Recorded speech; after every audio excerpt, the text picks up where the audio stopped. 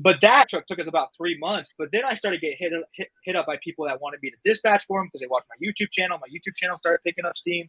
So I started dispatching on the side so I can kind of afford to not make any money with the company. Right. Let's talk about your YouTube channel. What's your YouTube channel? Go ahead. Let's put that plug in real quick. We're coming back. I don't know why I didn't click the damn start broadcast thing, but we're here with J Love the Flash from Flash Love Logistics, man. We're talking trucking. We're talking Hotshot. We're talking process of elimination. We're talking figuring it out from the jump, not knowing what the hell, how we got into it, how we all talking about growing business and plans.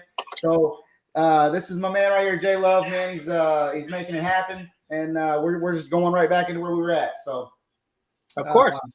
The YouTube channel. So you said that's where you primarily, you wouldn't have a trucking business without that. And I tell my clients all the time, you got to get out there. You got to have the YouTube, Instagram, Facebook, Twitter, every fucking thing you can have in order to grow and scale, because you got to get eyeballs looking at you, eyeballs on your business. Exactly. If you don't have any eyeballs, nobody's going to know who you are. 100%. And that's the thing, right? So it got me to the point. J Love the Flash is my YouTube channel. I talk all things trucking. You know, I actually used to have a YouTube channel when I was a kid, and I did like video game reviews and stuff. But nobody needs to watch that. It's still on there, but you're not gonna find it. Don't even try to look for it, guys. I'm gonna keep it up there forever because I was like this fat 12-year-old kid. It was great. Anyways, or like 10. I might have been younger. Played a lot of airsoft. Anyways, so I talk all things trucking. You know, kind of going over what our business has been. You know, if you watch my videos, you can see basically, you know. Like literally the way I do my YouTube is when I get a good idea or something happens in my company where it's like a learning experience for me, I make a video about it. While it's fresh in my mind, I'll just hop on and talk about it. That's how I make my YouTube videos, because I think that's the most valuable. Because I'm telling you, the reason I'm making this video is because this thing literally just happened to me like yesterday, right? And that's and like I made a video not too long ago talking about how I thought CDL Hotshot was better than semi truck, and then I gave a couple reasons. It's not that I'm wrong, and I mean, obviously, I understand semi-truck's going to make more money, but for the reasons I had a reasoning behind those reasons, right? Right. And so, like, that's valuable for people, right? I think, and that's what I do on my YouTube channel. Yeah. But real quick, so we stayed alive for probably about 3-4 months. We were able to lease a guy on in Utah for non-CDL. He lived close to me, and then we got hit up by Ray Ramos, and he owns the white F550 with the sleeper on it. If you've seen that on my that's the one with Jay the stuff on it, right? Exactly. Yep. So he hit me up, and I was like, okay, this is where we take that next step, right? Because this is an actual, not that non-CDL subs aren't capable, but this is actually like a guy who's invested a lot of money, who just needs a good system to be able to work under, right? And so I devoted all my time to provide him with the best possible service ever. That's what I want. I want to make him the most amount of money possible. Right. And then once we started seeing his numbers, more people started hitting me up. And I would get emails all the time about people that wanted to lease on. But I was really cautious and I was really selective because I knew one bad setup, one bad, experience with the lease on could really affect my company. Because we were tight on margins, Like it wasn't like if a guy gets in a wreck, if a guy does XYZ, like he could wreck us. Like we were not in a position. So slowly we started adding people. I did the Facebook. I was on Facebook a lot. The Facebook groups are a great place to find people. I was giving, the lease-ons really good deals because I was not worried about profiting. That's the one thing I think a lot of people mess up on. They're so worried about profiting at the beginning. They don't build the system like we were talking about that's going to give them profits for years to come, right? I gave 0 F's about how much money was in my bank account. I gave 0 F's about anything. I cared mostly about how much money he was making because I knew that would bless me in the long run. And people noticed that, and we just started leasing more and more people on. I've had 3 people that were leased on to me that moved on to get their own authority, which, was the goal from the beginning. But that's awesome. That's awesome that you allow guys to do that and it doesn't piss you off, because I talk to a lot of people and that pisses them off, and I'm like, why are you trying to stand in a way of any man trying to achieve his dreams? You should facilitate and helping and aid in that, because sometimes it works out for these guys that leave me and I help them go get their thing. Sometimes it doesn't, and they need a place to come back. And if you burn that bridge, well, it doesn't make any sense, to what I tell guys. But I also tell them to get in those Facebook groups and all that stuff and bang it out. And also work for free. If you don't have any references, if they all want to be me right off the jump. I'm like, how I got into it is I got into it by working for free until I could establish enough reference, until I could establish enough of a book of work to say, okay, this is what I've done. Now I can stand on what I've done. And that's what I tell people. Once you work for free, if you have to in the beginning, get in the building, sweep the floors, do whatever you got to do, and then start talking about making money in the long run, Of course, 100%. And I mean, just to kind of close this little part up, you know, my goal is, people ask me, how many trucks do you want? I'm like, 1,000. I don't know, 10,000. Yeah, Like, because there's I no limit. know There's we no can be the number. best. As many as I can get. I know we can be the best logistical company out there, and I know that I can build a system that can do it. You know, the people I have around me, right? The biggest thing for me starting out, and I can tell anybody, you're not in you don't own a trucking company. You're in the business of people, right? Right. You're in Oh the man, business of that hits it on providing. the head, man. Because that's Like, exactly what I say. It's like I have three components. There's dispatching, and there's actually working the load and the logistics side of it. But then there's the personality side of it, because you have to work with all these different drivers, all these different brokers, all these different customers, all these different dispatchers, all these different people dealing with operations and accounting and shippers and forklift drivers. There's so many personalities every day that you have to fall back on and deal with that and handle this person one way, this person another way. You might have one driver like, hey, take this fucking load, go get it. And he's militant and he always just gets it done. And there's another guy that's like, I don't want to tarp today. I don't want to do this. And you got to go in there and convince them that it's the best opportunity for them, you know? exactly. And for me, like, you know, I honestly believe, and this has probably been what has made it, because I mean, at the end of the day, guys, everybody watching, everyone's going to watch this. I'm a 25-year-old kid. I don't know much at all, like, really, honestly, but I know I can learn. And that's like the biggest thing. It doesn't matter what you know right now. It matters what you can learn today and what actions you take with that knowledge tomorrow, right? And that's why I tell people all the time. It's like, you can be whoever you want to be and do whatever you want, but you've got to believe in yourself a little bit. But for me, it's like, I have to, like, I took a step back, because at one point I was dispatching, and I knew I dispatched a lot, right? And I knew that we were getting big, and I knew I was getting busy, and I knew that my time would be taken up. A problem I see a lot of people do is they're too worried about profits. They don't want to pay a dispatcher. They want to do it themselves because they want to make money. Right. But what happens when I can't dispatch as good as somebody I hire? And that's what happened. I hired a dispatcher a lot better than me, but I'm too prideful to hire that guy because I want to do it myself, Right. And then, but then all my liaisons are angry because they're not getting the best rate possible because I can't give them all the time necessary for each one of them. And then it's like, no, it doesn't matter about me at all. It doesn't matter about how much money in my pocket. It matters about them, because if they're content and they're making money, they're going to want to continue working with you. And if they go get their own authority, what are they going to need? They're probably going to need dispatchers, and they probably want to work with the dispatcher they've already been working for. So we just dispatch for them, you know, because my goal is to own my own trucks. And I'll tell you right now, and that's actually a really good thing, is you have the dispatch side to lean on. So the percentage almost stays the same, because if you were doing like an 80-20 split, hypothetically, by the time you pay dispatch, by the time you pay factoring, by the time you pay IFTA, by the time you handle ELD or whatever you're doing, if they switched over to a dispatch side at 10% or whatever, it'd be about the same anyway. You're still keeping them as an asset, but just transferring them into a different section of the business. And that's really good, like, you know? Yeah. And I know that my plans, my future plans are going to revolve around a lot of people, a lot of different trucking companies, right? Like when I have a brokerage, when I have, you know, my dispatching empire, whatever we're building, right? My trucking empire, you know, it's like Landstar, for example, like how many trucks do they own compared to how many people they have leased on? You know, how, like, their brokerage, like, how do they, like, I mean, that's the thing. And it's like, I have to build a solid foundation right now that obviously can change, and I have to be willing to change it. But I need to build this foundation with people that, you know, have a lot more knowledge than me, that know the trucking industry, that can do the things that I can't, because I'm a systems guy. Like, if you we bought this pressure washing company. I'd never washed a house before, but I know I can hire somebody who does, and I know I can pay them well, and I know I can make them feel good, and I know I can buy them lunch and like talk to them. And it's the same with trucking. Like, people sometimes just want someone to talk to. Right. And I'm that guy. That's who I am. I'm not the dispatcher. So you're the operations guy, but and this is what I say, because there's this huge back-to-back void in trucking where the truck drivers hate dispatchers hate truck drivers because they're whine babies and cry babies. Truck drivers think dispatchers sit on their fat ass all day and don't do nothing, and they're not worth what they're worth, and yada, yada, yada. But until you've sat behind a desk and dispatched 10, 15, 20 trucks, you don't realize how difficult it is and how much of a pain in the ass it is and how hard it is some days. And then until you've driven a truck, you don't realize how hard it is to drive a truck. So it's a necessary evil of both ways, but it's funny that element, or that relationship that they have, that they both hate each other. You know, everybody thinks that one side, you know, if I could automate these trucks, I wouldn't need these little crybabies. And if I could just dispatch my own loads, or if I could deal this, I wouldn't have to deal with a dispatcher, you know. But the whole thing has to work in symphony in order to really make it work, you know. Yeah, I look at myself as like being the oil for the whole system, right? Like, if the ELD is not working, you call me, I answer the phone, right? But I can't answer the phone all the time if I'm talking to 20 brokers. You know what I mean? If Right. I'm worried, like I'll tell you guys right now, the most stressful times I've ever had in the trucking industry was Fridays at about 1 p.m. and we're in a crappy area and my Right. guy doesn't have a load. I'm not having him sit during the weekend. He can't afford to sit during the weekend. He doesn't want to sit during the weekend. And my job is to make sure he has a load on the back of the trailer. That's the most stressful times, Yeah, right? absolutely.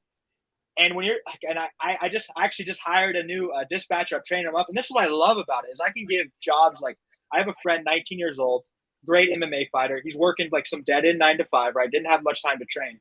I said, bro, come dispatch with me. You know, he likes getting up in the morning, work from 7 to 2 every day, and then we go train after. And I can get him a solid job. Obviously, if he doesn't do a good enough job, he's gone. He knows that, right? But I can give him solid employment to where he gets to live his life, but also learn something valuable and grow with a company, you know, for the future. And that's the best part about it is offer people, like, show them different ways to make money, you know, be like, Yeah. hey, this could actually work out for you and be a lot easier for you, you know?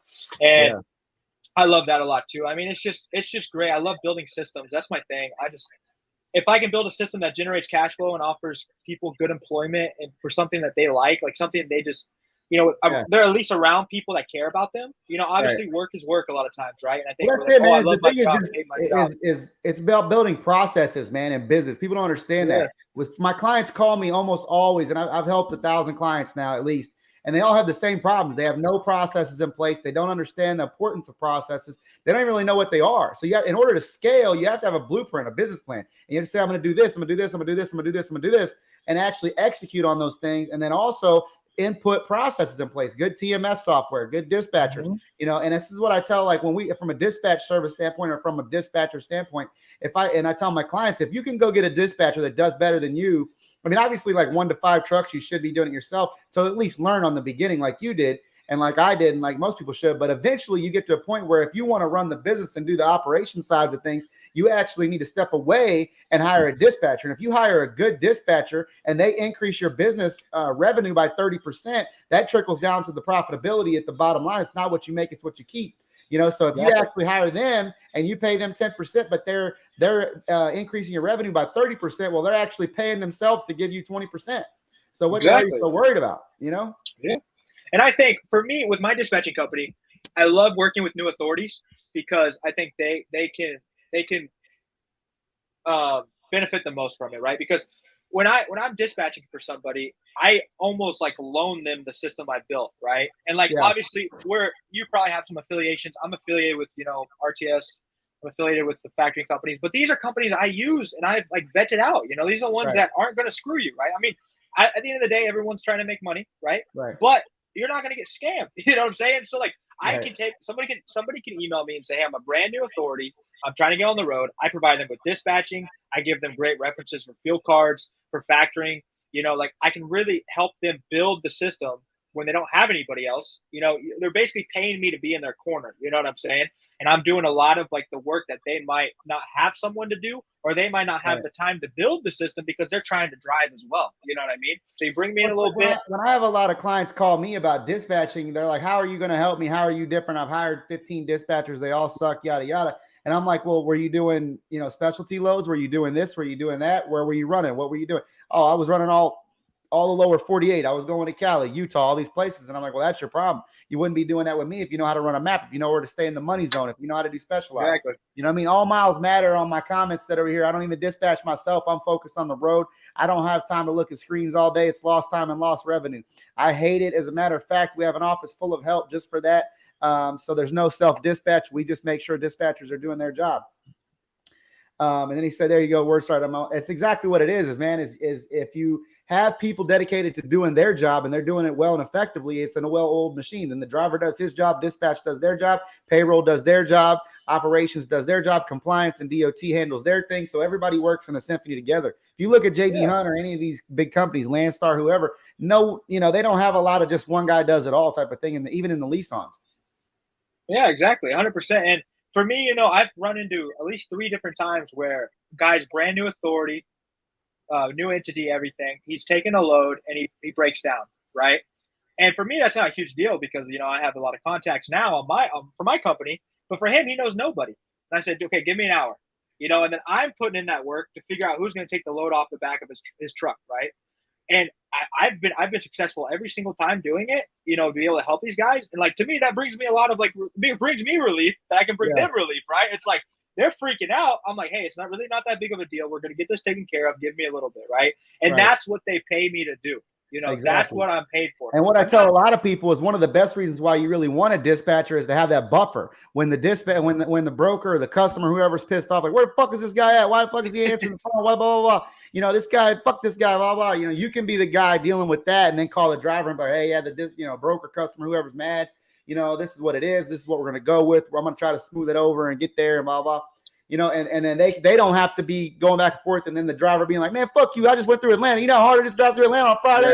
You know, at 3 p.m., kiss my ass. You know, so you can be the buffer for dynamic. Yeah. You know? Because when it's you deal with a lot of different people. That's the only thing. And you have to be able to deal with a lot of different people. A lot of assholes and a lot of liars and brokers and stuff. Exactly. Especially if you're doing broker stuff and doing volume.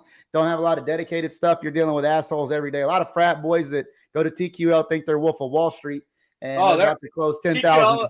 Oh my gosh! You know, TQL is the worst when it comes to just dealing with douchebags, like people you're talking to, and then just so like many though, man. I've been cussed out thousands of times on the phone, dude. If you ain't dispatching and getting cussed out, they haven't said anything about your mama. You're not doing it right. Exactly. Exactly. So, let's talk about this, man. You know, everybody's talking about we're in a recession, blah blah blah blah. The current political environment, all the bullshit. How has the current economic environment impacted your business right now as a whole?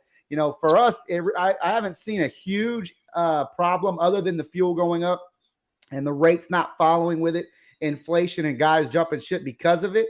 You know, I sit down and I can explain a guy the numbers and be like, hey, you know, you're still making money, but instead of making 120 grand, now you're making 78 grand or whatever, 80 grand. So you're obviously getting hit in the pocketbook, but you're still profiting, you know? And guys are like, nah, fucking, I'm going home. I'm going to do something different. I ain't paying these high fuel prices, stuff like that. But that's the only struggle we really had. What about you guys? So, I mean, for us, because like I'm dedicated to these lease-ons, right? And, you know, I have my own semi on the road, so it's a little bit different. But for us, like, I'll be honest, my guy, in June, I had Ray, who was leased on when he had his white truck, because he just got this black truck with the sleeper on it as well. He did $34,500 in his Hotshot in June at like an average rate per mile of $3.37. Like for me, really what's been going on right now is like my system's built and my system's good, you know? And the reason it's good, and I'm not trying to be prideful at all, but I was humble enough multiple times to say that we need to change. I was humble enough multiple times to say I might be the problem, you know? And I'm willing to pay the money to fix said problem. That's hiring a dispatcher. I even hired a lady to send all of our stuff to factoring and to send all the invoices out to the people we're dispatching for.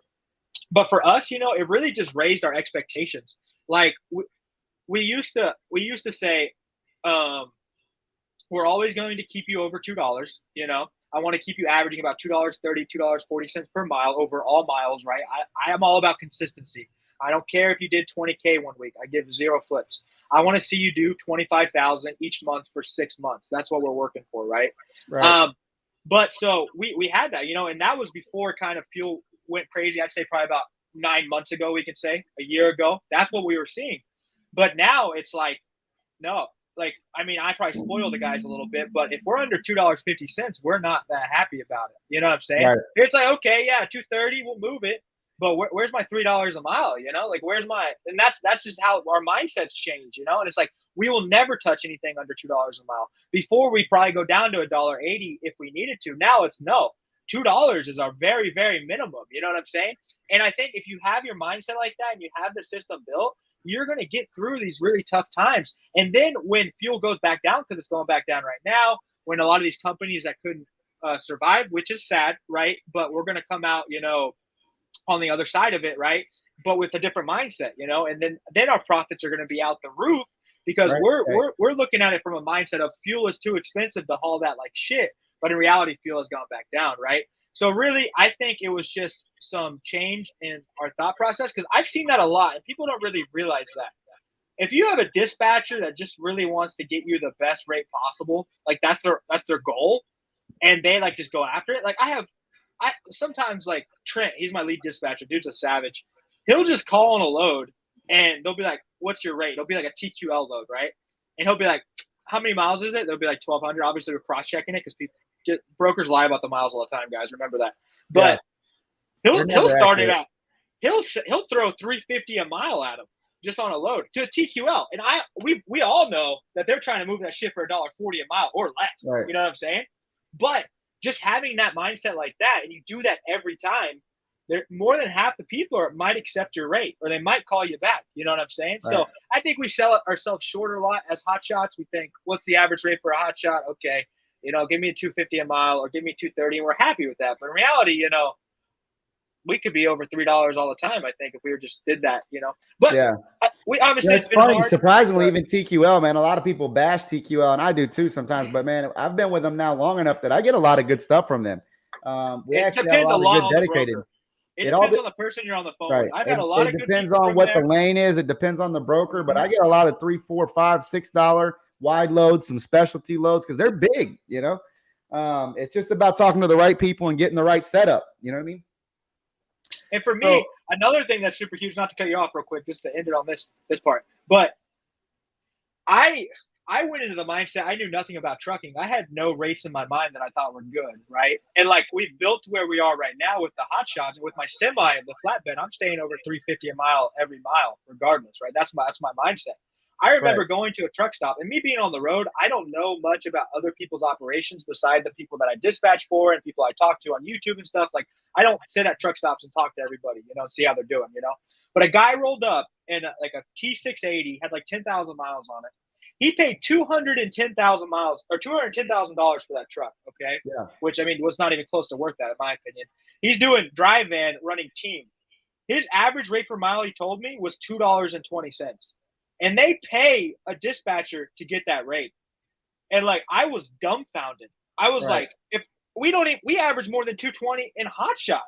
Right. And I know the margins, you know what I mean? Yeah, drive van is trash. That's what I tell guys. Drive van is trash. But All Miles Better says, there you go. I stay in the money zone. I don't go anywhere else. That's true, man. You got to stay in that money zone. If you're running stuff out to lanes that you don't have affiliates out there or connections to, Utah and Montana, Wyoming, places like that, then you're just, you got $3, $4 to go out there. So you're coming back all the way to Kansas City or Dallas or somewhere else to get something empty, so it evens out. For sure. And I'm about chasing the money. When I'm dispatching for somebody or my guys, I'm like, we're chasing them. Are you okay with chasing the money? What I mean by saying chasing the money is we're going to take this good load, but there's a chance we don't get a good load coming back. And I would say it's probably about split.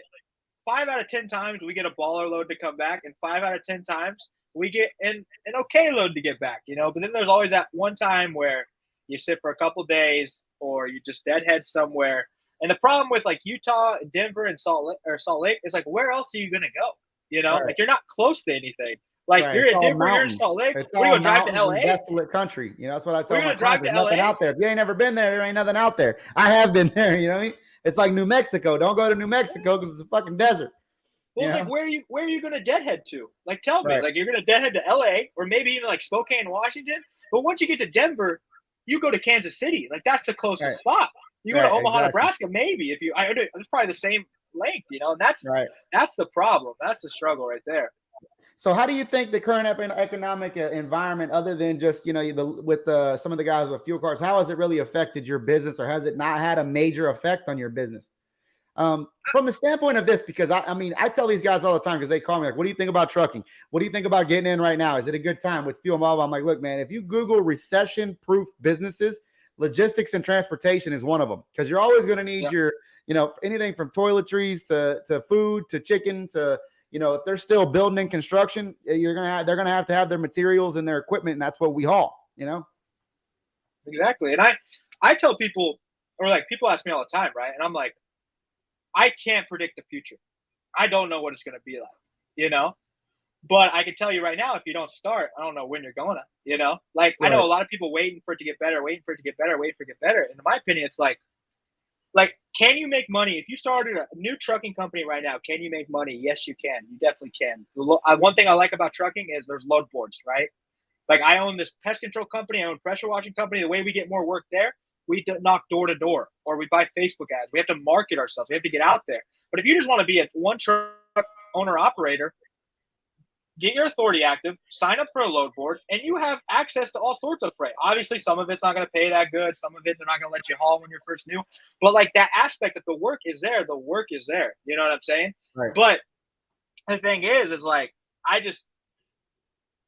people lack the system part of things. They don't think about the system, right? And it's like, for me, what I'm doing is like, if I don't have an outcome in my mind, like if I don't have a solution to a problem, like I was talking to the guy who's going to be driving our semi today. He has a lot of experience. I was like, what do we do if our motor blows up on the side of the road? Like, where am I going to take that? Is there like a service plan I can sign up for? Is there like a Love's, like whatever? I don't know. Like, that's what I'm asking. I'm asking these questions because what if it happens?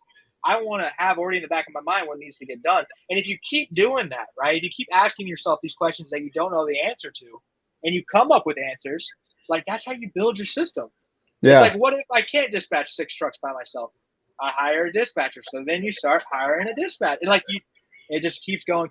So I tell people that, I'm like, come up with your goal first off. What do you want to be? Where do you want to go? Who do you want to, like, there's so many things in trucking that you can do, right? There's so many different types of trucks and different types of hauling you can do. It's like, figure out what you want to be and then go after it. Find somebody on YouTube that does something similar, right? I have people like, people probably hate on us, that do oil field hotshot. And I'm like, it is completely 100% different than what I'm doing right now, right? Like, and so don't watch my videos and listen to everything I'm telling you because it has nothing to do with what you're doing, right? So you got to find somebody who has similar goals as you, right?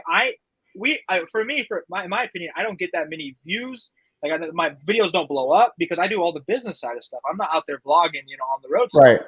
But if you want to build a system and do more business, you watch my videos, If you want entertainment and you want vlogs, go watch a vlog, That's not what I do, And like, you just find somebody who has similar goals with you, follow what they have to say to a T, right? It's not, not to a T, but it's not like law, right?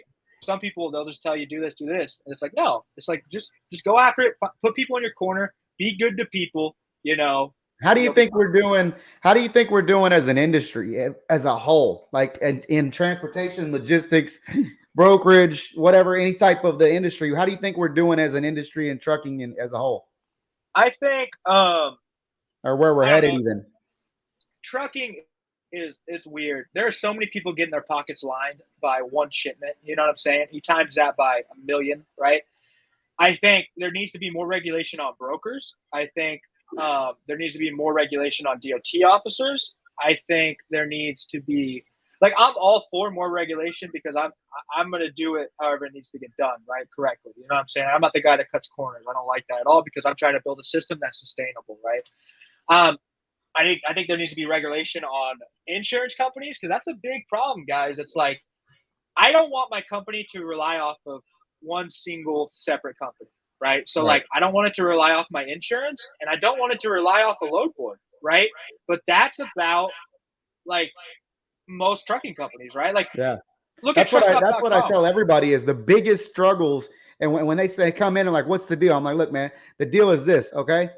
Insurance. Keep the insurance company happy. Number 1, safety score. Number 2, keep that safety score under control. Those 2 things is what it takes to stay in business. Yes, you got to have a profit. Yes, you got to do marketing. Yes, you got to attract people and blow up your, business and get scale and get a lot of energy and team around you, a lot of people and stuff. But you have to do the insurance and you have to do the safety score. Those 2 things will put you out of business in 6 months, 1 year, 3 months. I mean, Progressive, a lot of these companies cancel in the first 3 months for any reason. They can do it for any reason. We don't like you, whatever, short, tall, fat, whatever. They don't care. They don't even have to have a reason. But after that, they stick with you because they have those federal filings. And so once they file the federal filings, if they quit after 4 or 5 months, the rest of the year, they're still responsible to insure you as a backup insured, even if you switch insurance companies. So, you can lose your business in 90 days or 60 days if you fuck up and piss the insurance company off. And I tell people that all the time. And my biggest, when I first started trucking, I was like, my CSA score is really important, right? My safety score. And we tried to do everything to a T. And like, I was trying to be on top of everything, every rule, every regulation. And we would still get pulled into scales and we would still get lit up for double. Well, it's Hotshots. You started with Hotshots. That's why. And so I'll give you a funny example. I was just at a trucking conference, right? And there was a guy that had 300 trucks. And I know the guy putting on the conference. I was in the front row. And I know this other guy because I've been to a few of them. And he was like, hey, can I use you 2 guys as a reference? I'm going to put it up as a teaching point. I said, yeah, knock yourself out. So he pulls mine up, and we're always struggling because we have such a large fleet, 60 trucks, and over half of them are hot shots, and the other half are semis, but still flatbed, which is also a problem. That's why a lot of companies do drive-in, a lot less load securement, a lot less to look at, a lot less stuff that's like, oh, that's sketchy, that's crazy, that strap, that chain, whatever. You just throw it in the box and go. Drive-in's easy. What we do is not easy. And then so if you do a hot shot, you're putting a big fucking target on your back. Come fuck with me, because there's so many people that are doing it wrong. So many of them that just don't give a shit either. And they're like, fuck it, send it. And there's a lot of people that are just new and rookies that are just learning. So that just makes them pull over every hot shot. So on this conference, he pulls up his 300 trucks. In like 10 years, he had like 56 inspections, all semis, mostly drive-in, a few reefers. Pulls up mine. We had like 180 inspections in 7 years. And he was like, what the fuck, man? He said, how do you get like you? I've been in business longer than you. I have quadrupled more trucks than you do, but I have less inspections by more than half than you have. And I said, hot shots, baby. That's what it is. It's the hot shots. I've literally had guys. I think I've set the record. I had one guy get 3 inspections in 1 week. He passed all 3 of them squeaky clean. He had a brand new truck, brand new trailer, probably my best guy. But he got one 1 minute, got one the very next day, and then got one in another state a few hours later. And he was like, dude, what the hell is with these inspections? I just got one. I showed them. They're like, we don't care. We're going to do another one. And that's and they're just doing it to just be a dick, basically, Well, they have so much power. Like, I mean, if you're a new entity, right, and they want to be that DOT officer wants to be a dick to you, there's not really much you can do. No, let's say they put you out of service, and then your insurance hits you up and says, what the hell is this, or whatever, and you're like, I'm just trying to do it right. Like, can somebody cut me a little slack right now? Like, let's just calm down, And I think there are entities, trucking companies, that do not care about safety, and they should be punished to the highest of the law, in my opinion, right? But a DOT officer can clearly see somebody rolling through the scale. Like, when they stop, let's say they pull you in for inspection, they can tell pretty quick if you're somebody who's trying to do everything right, might be learning a little bit, but really trying to do what you need to do, or somebody who gives 0 F's. So why do you give the guy who's trying to do everything right a bad what's the word I'm looking for? A bad example or a bad time. A bad review. And in their mind, they just hate DOT officers. In their mind, they're like, I don't ever want to get pulled in a scale again. I hate DOT officers. If you're a DOT officer and you're watching this, kiss my ass. All right? We all do. And I have DOT officer buddies.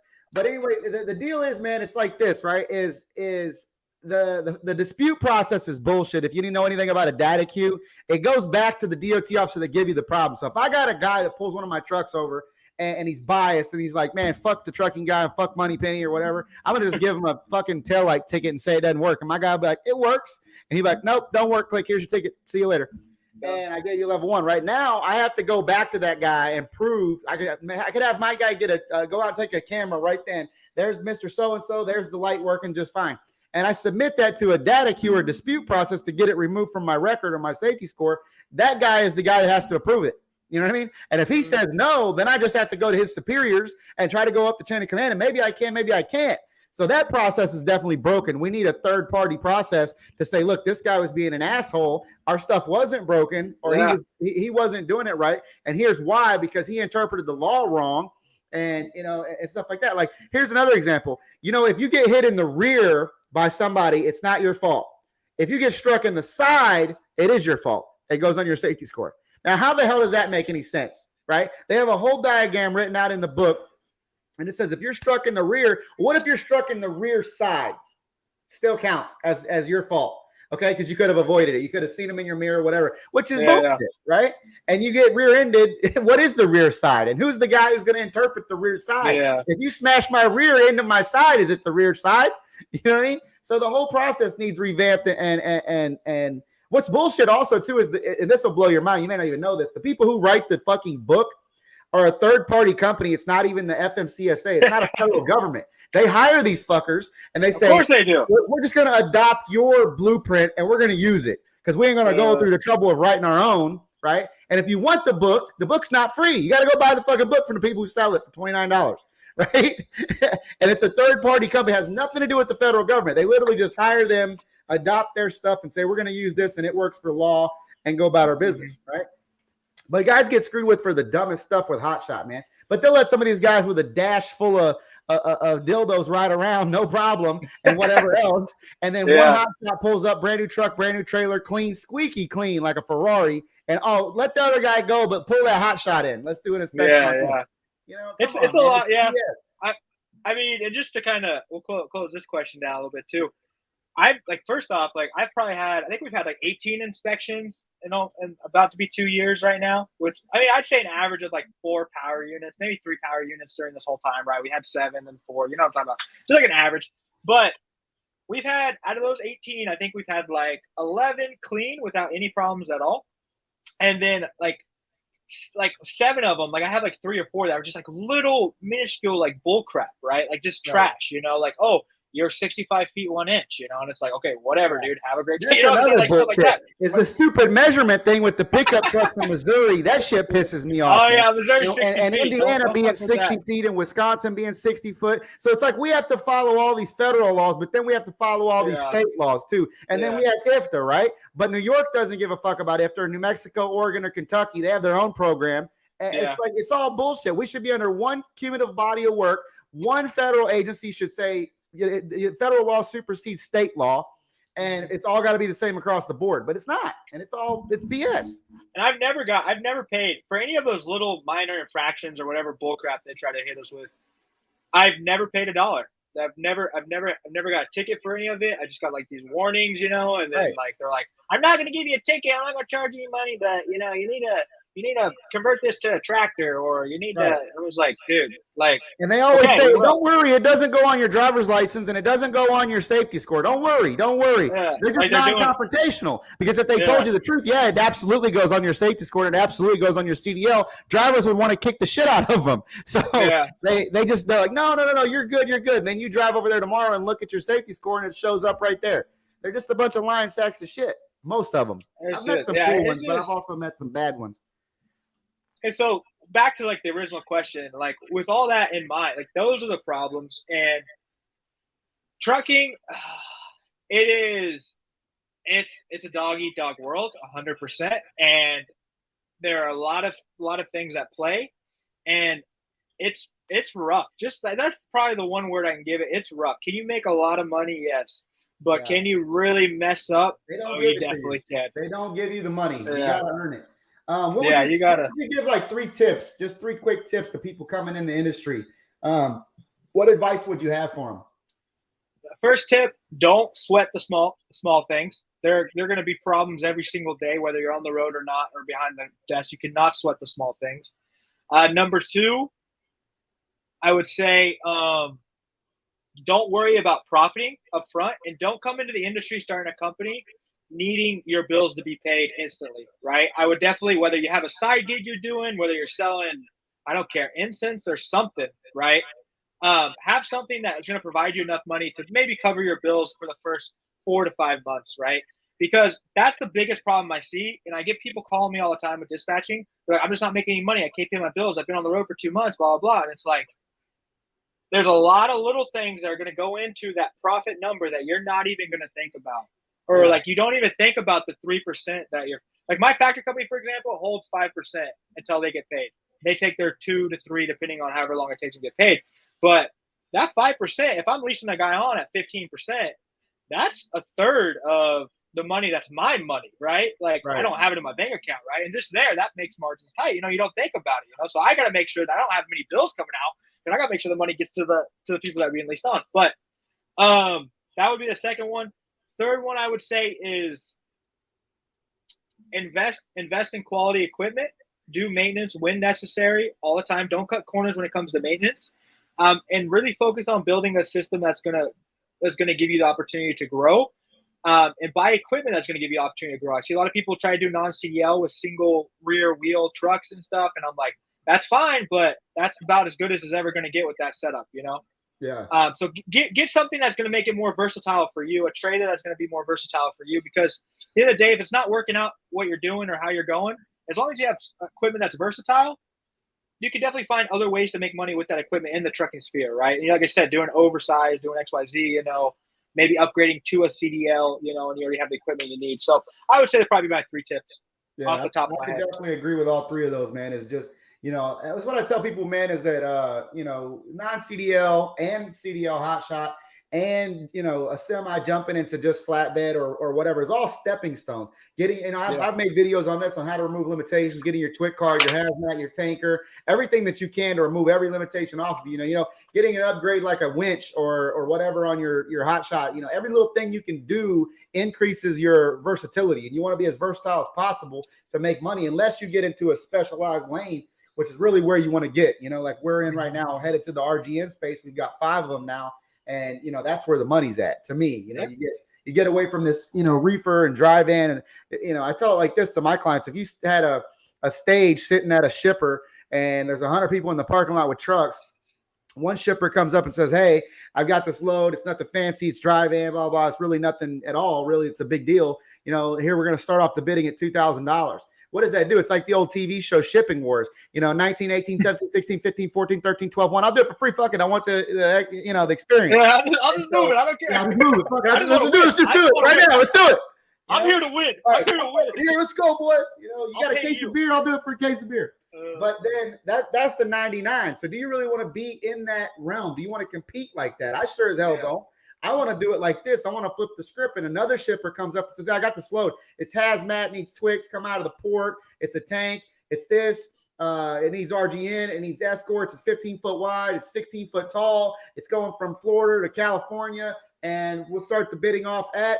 Nobody raises their hand but one guy. I can do it. The other 99 don't even know where to fucking start. Don't have a twit card. Can't get it. Can't do it. Can't do hazmat. And they're like, the guy's like, "Well, shit.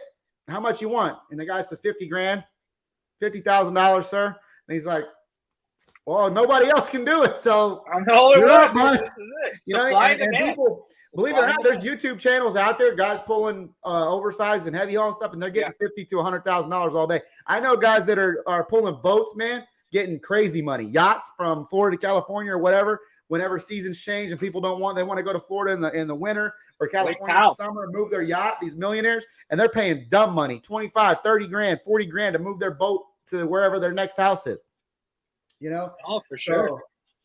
So, do you have to pay more for having a hazmat? If you have the ability to haul hazmat, a hazmat load obviously pays more. And it doesn't have to be gasoline and bombs and dynamite. It can be paint. It can be, a lot of different things.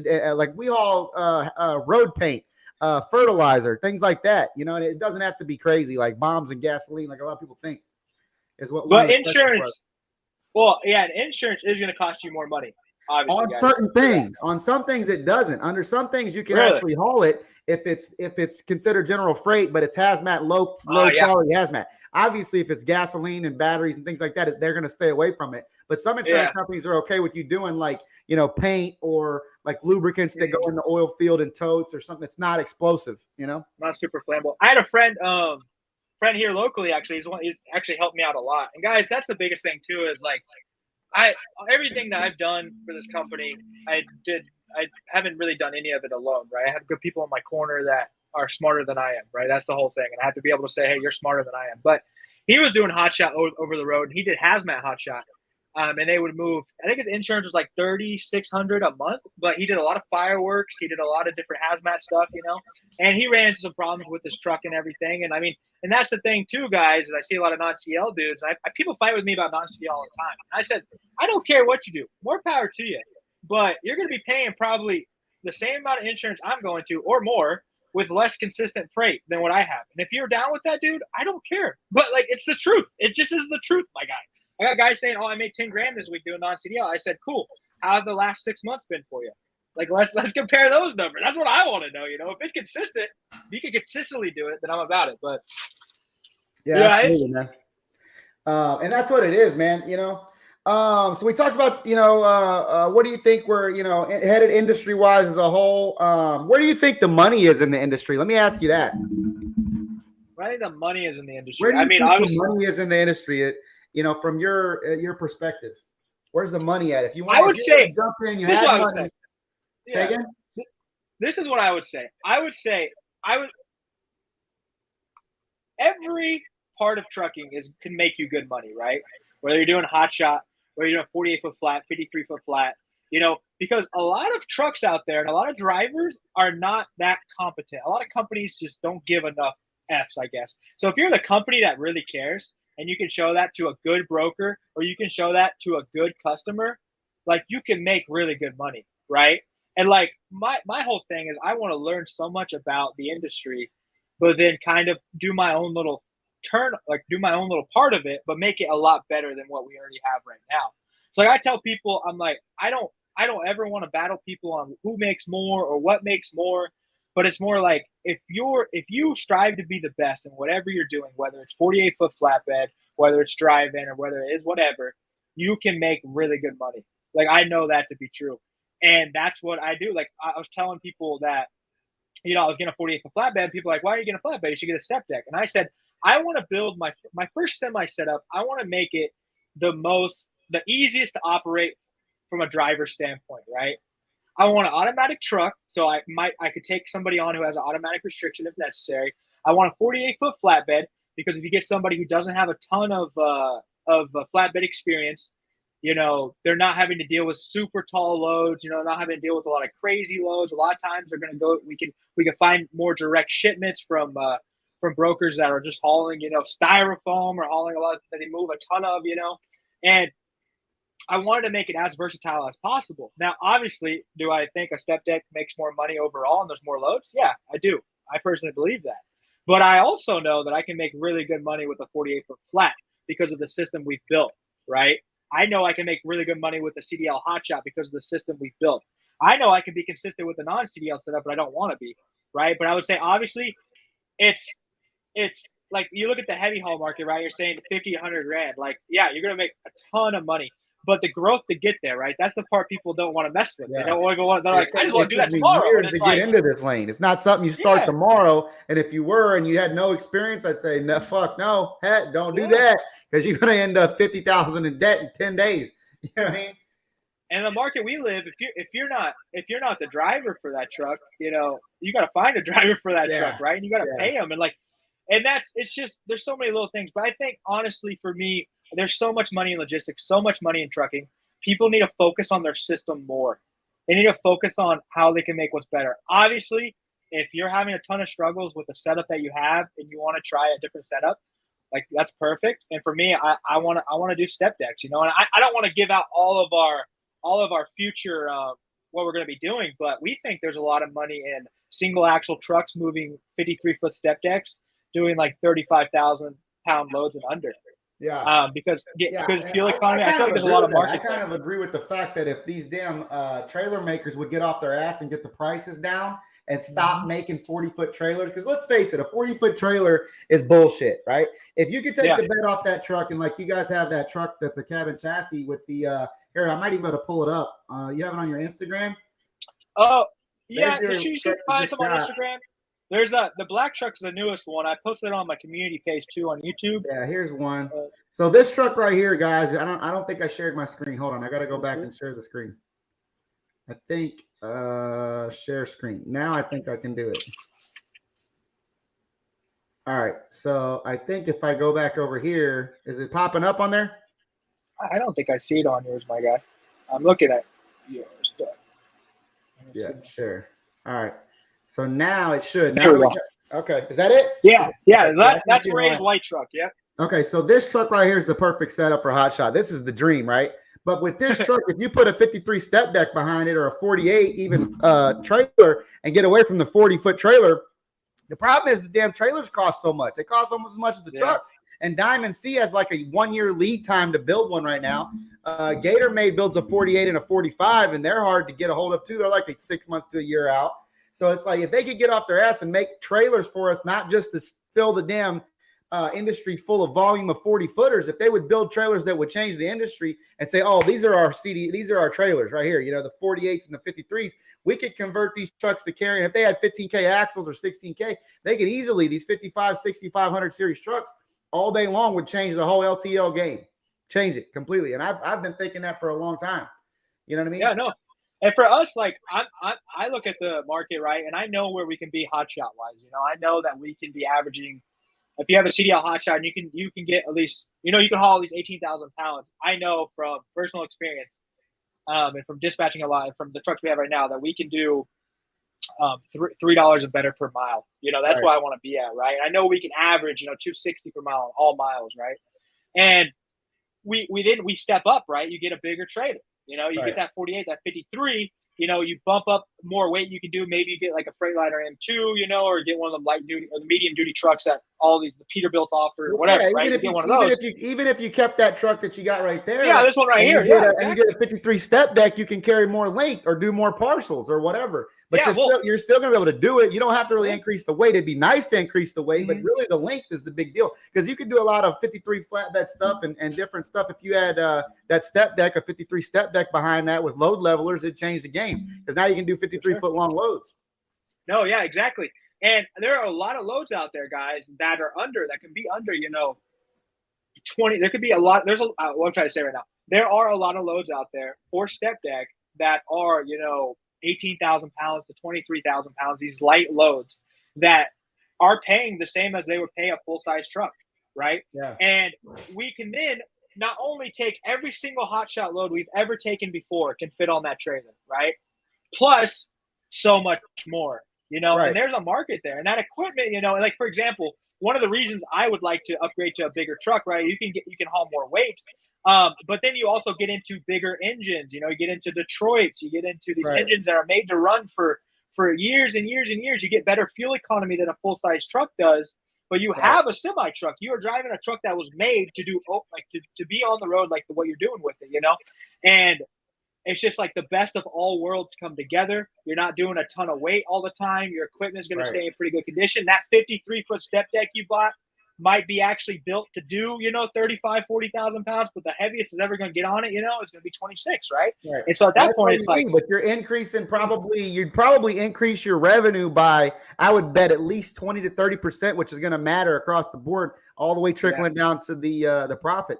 But I think your buddy Ray's on here, Ray Ramos. He said the niche market is medium duty 18 to 26K trucks. Yep. And then this guy Xavier Campbell said thoughts on local CDL Hotshot under age 21. You can get your CDL under that age. Local is going to be tough. You'd have to have customers. You got to have a customer. You're not going to do that on low boards. It'd be a bad investment. If you don't have a customer or something to happen, or something going on, I'd stay away from doing local. No, 100%. Yeah, I mean, same. I'll just add whatever the same. I mean, at the end of the day, as long as if you have freight, my guy, you're good to go. That's it. Like, I can't say yeah to that because we don't do that, right? And my whole system is built around OTR. It's built around low boards. It's built around brokers that we use. It's built around long haul at good rates, But if you it's just like oil field, right? Oil field Hotshot's a lot different than what I do. What you would be doing, Xavier, I think that was your name, is going to be a lot different than what I do right now, right? Yeah, do I think it can definitely be done? Do I think you can make money? Yes, I do. But like the trucking guy said, you need to find freight. You need to have what I've seen a lot of guys do is local. Here's some tips. 2 tips for you is go get a semi, even like a day cab, and get a trailer with a Moffett and deliver brick, block, sod, those type of commodities for your local lumber yards and stuff, and just go around there and be like, hey, here's my business card. I got my truck. I got my trailer. And a lot of, especially with the big construction boom we've been having, I don't know where you live, Xavier, but getting in there and being able to have capacity when their own trucks don't have the capacity, they'll be glad to sub you out. Here's $500 or $400 to go drop these off 2 or 3 runs, and you might make some, $1,000 a day. And I know people that have done that, but you got to have those Moffett trucks and stuff. Yeah, exactly. And I think I get people all the time that, just real quick, don't want to take too much time on this question, but I get people all the time that hit me up and they're like, oh, well, I don't have a CDL. And it's like, they've invested all this money into setup and stuff. And I was like, you guys do know you can hire a driver, right? Like, there's a different way to do it. You know what I'm saying? Right. Like, if you're a competent person, I don't really care about age. And you want to build your own business, like, fine. There are so many truck drivers out there that are just getting taken advantage of, that are good dudes that want to make good money, and they're just getting screwed. And if I can find that guy and say, hey, do what you're doing, I'm not going to screw you, he's going to love his life. You know what I'm saying? Yeah. I don't ever have to step foot in a truck, right? Yeah. He's got a CDL. He's 35. Insurance loves him. Insurance hates me. Insurance loves him. We're good to go. Like, I'm chilling. That's what you have to do. You have to really get good at recruiting people and get really, really good at finding them, because they're out there. It's a big market. There's millions of trucks on the road. Let's talk about another topic that's kind of been of the new topic of discussion in almost every podcast platform, whatever, is the electric trucks, man. Where do you think we're at with these electric trucks? The Tesla's coming out. You can pre-order your Tesla right now, like $200,000 and $20,000 down security deposit. Tesla finances them in-house. They have a 350 range version for 160 and a 500-mile range version for, I think, 180 or 200. They have, I think I could be misspoken here, but I thought it said a 1,000,000-mile warranty. What do you think about that, and where do you think the electric truck scene is going? Well, I think a lot of these truck manufacturers need to get their prices down, because I would say all the trucks I'm seeing Peterbilt 389 day cabs going for 220. You know what I'm saying? And obviously I'm gonna pre-order a Tesla over that. I mean, I gotta wait. I don't know when they're coming out, but I honestly believe I would say probably maybe 2026, 2027, we'll see a good amount of electric trucks on the road. I think it can be really good. It can be really bad, right? Because a lot of these mega carriers, obviously my company won't make a difference in this, but if you got a mega carrier that orders 40,000 of them, and then they're not operating the way that Tesla thought they would, you just put a mega carrier on the sidelines, right? You just put a mega carrier, and think about how that would affect the market, right? And that's one thing about trucking I don't like too much is mega carriers. They have a lot of pull, and I don't know who they're backing, up there in the government, with the amount of money they have, but they like the whole California law that's got passed, right? I honestly believe that was paid for by these mega companies because they don't have any drivers, Yeah, and they want driver model, yeah. They want to keep they want us out of the way. They want us small guys, even me at 60 trucks. They want us out of the way. We're in the way for them. It's funny how they only control 5% of the market. 95% of the trucks on the road are owner operator based companies with 1 to 5 trucks or 1 to 6 trucks. And so that's the majority of the market is all these other people with 1 to 6 trucks. And they're at 5% of the market with these 50,000 or, I don't think about it as 50,000, but like 20,000, 10,000, like Landstar's 10 or 12,000. Yeah. XPO Logistics, I think, is like 20,000 units. Some of these big, like FedEx and UPS, they're the biggest, and they have some big routes, but for sure, big, assets. But basically, man, if they get electric trucks and they don't work out, they're going to be the test dummies for sure. And I'm all for it. And I think the problem we're going to run into, right, and we already run into it a good amount right now, is they're going to start put hardcore regulations on, diesel trucks once electric is more available. And they're going to make it really hard with DEF systems. They're going to make it really hard with maybe even fuel economy. They might kick trucks off the road that have bad fuel economy, right? I could definitely see that happening. And obviously, at the end of the day, I want it to be a good thing. I really do. I want it to be something that's good for the environment and good for trucking in general. But I think there's a lot of money being pushed around by a lot of companies that I can't say, this is good, right? But if electric trucks work out, and I think they will, I think I'm definitely going to be on board with it, I would definitely. I've been considering ordering one of these Teslas, man, just to see, because at 180K, you can't buy a brand new truck right now for 180K. Yeah, that's what's crazy. And they're supposed to have them released in 23, so they don't give you the date that they're going to give you your truck until you put the deposit and get financed. But they're financing them in house instead of going to Peterbilt and you have to use third party a lot of stuff. I think Peterbilt might do some in house stuff, but it's just tough, man, to see. I want to see where it goes, but seeing them take over, in my opinion, I don't see the fossil fuel industry standing by and let that happen. They're some of the richest people in the world. That's 100% true. Yeah. Owning some of it, and that's even with Tesla, the way they've come in and Ford this year fired all their combustion engineers and they're going all electric in 2024, I think, and they're going to be 100% electric across the board. Chevy's talking about doing the same. So is Cadillac and a lot of these other companies. So it's like if they're all going electric, how does the fuel company all the fuel industry just going to stand by and let this happen? There's got to be a way that they're benefiting from it. They're not going to take a kick in the nuts that bad when you're talking about so many people, Saudi Arabia, people that are just billionaires without measure, And, it just seems to me kind of odd that everybody's like, oh, all electric, all electric, all electric. I don't see it just wiping them out completely. They're not going to go down, without a fight. It'll be, and like for me, and this is at the end of the day, this is the problem, I think, is like, I don't think any of it is being done for good reasons, right? I think it's being done to make money. I mean, it's all about making money, right? So money. Like, it's going to be a battle of, these electric companies versus the oil and, fuel, right? And whoever has the most money, like these mega companies like Landstar and all these other companies, they're backing politicians. You know, I know for a fact. You know what I mean? Like I know they're pushing money around. These mega corporations that make billions and billions of dollars, like Prime and all these companies, they're pushing money around, and it's going to be a battle of who pushes money around the most, I think, and that will really show us what happens. But you know, I'm all for it, and I hope it's done as a good move. That's why I really hope that's what it's done for. I hope that the electronics in these trucks can really help safety on the road. And yeah, I mean, I just hope it's a good thing, and I want to be part of a good thing, right? But with how much money is being pushed around, you can never tell, really. You never know. Right. They just had an autonomous truck crash. I don't know if you've seen the content online. It crashed and smashed into some people and went just crazy off the side of the road and flipped and stuff for no reason. And so that's slowing them down for sure, because then that's a test failure, Yeah.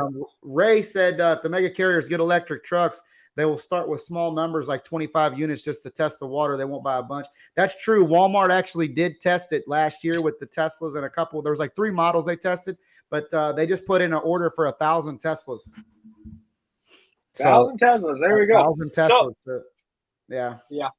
So yeah, that's basically. I mean, that's kind of my 2 cents on that. I mean, I obviously really want one. I think it'd be cool to have, and if that's the future, I'm definitely about it. I mean, I'd love to see. Obviously Nikola was a huge bust, right? If you look at the hydrogen motors, but I know that Cummins is working on a hydrogen motor, right?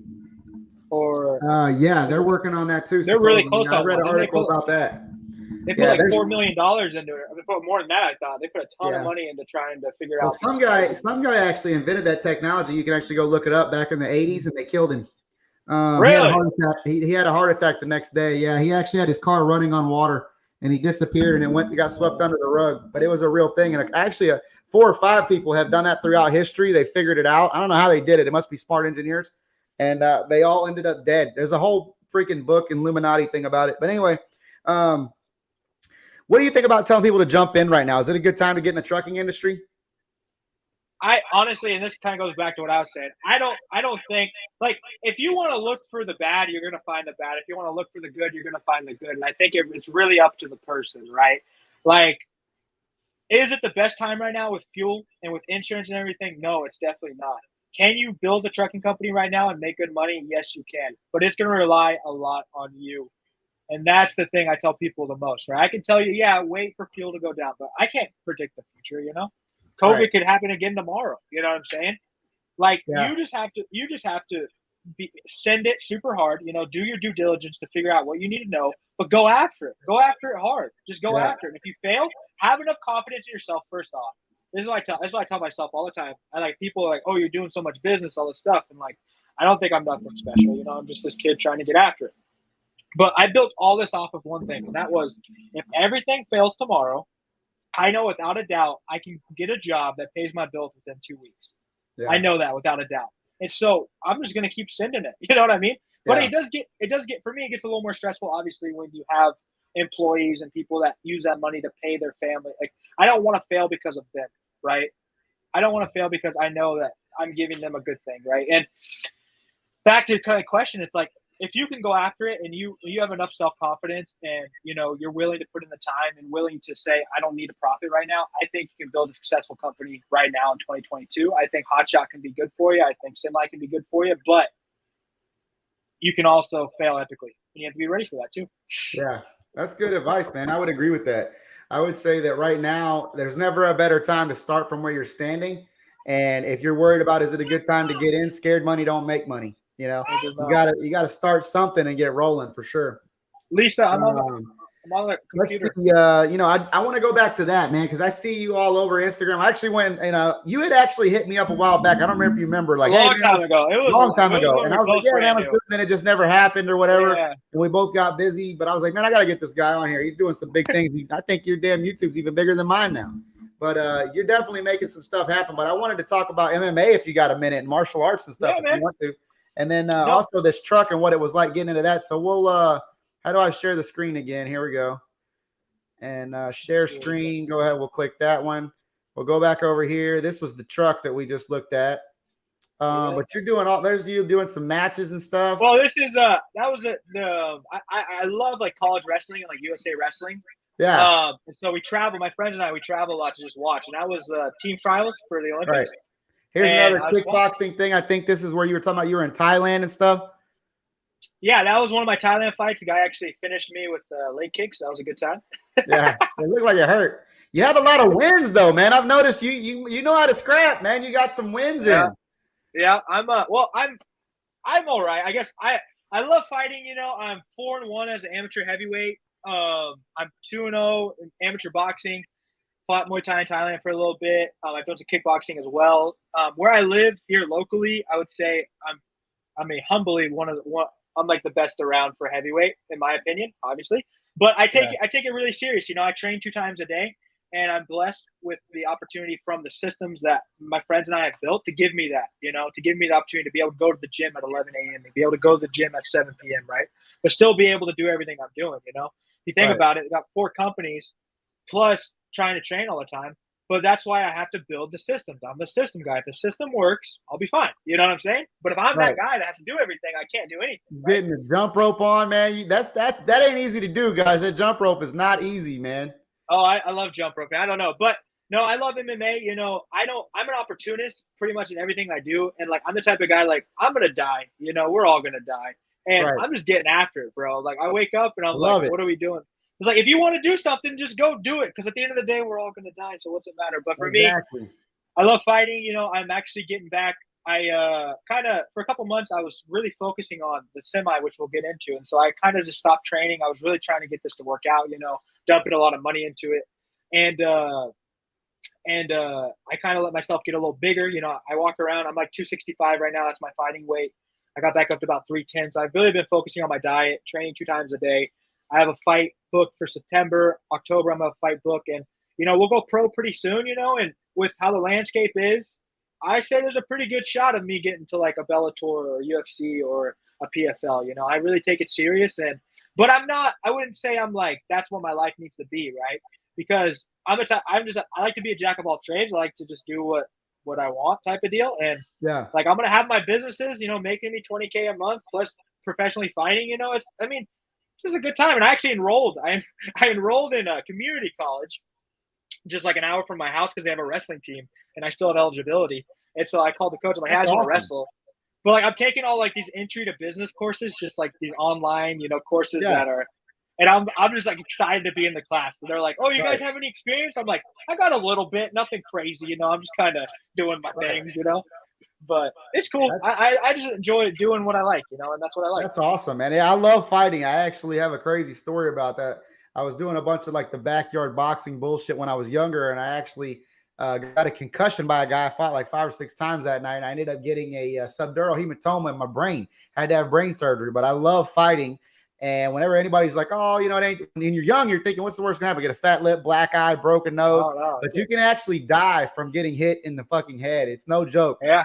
It's really rare. At the boxing level, it's actually very common. In the MMA world, it's actually very rare because it's not as long of bouts. Like Muhammad Ali would get hit and hit it again and again and again and again and again in the head. And it's those many amount of hits over time that really take effect on you, you know?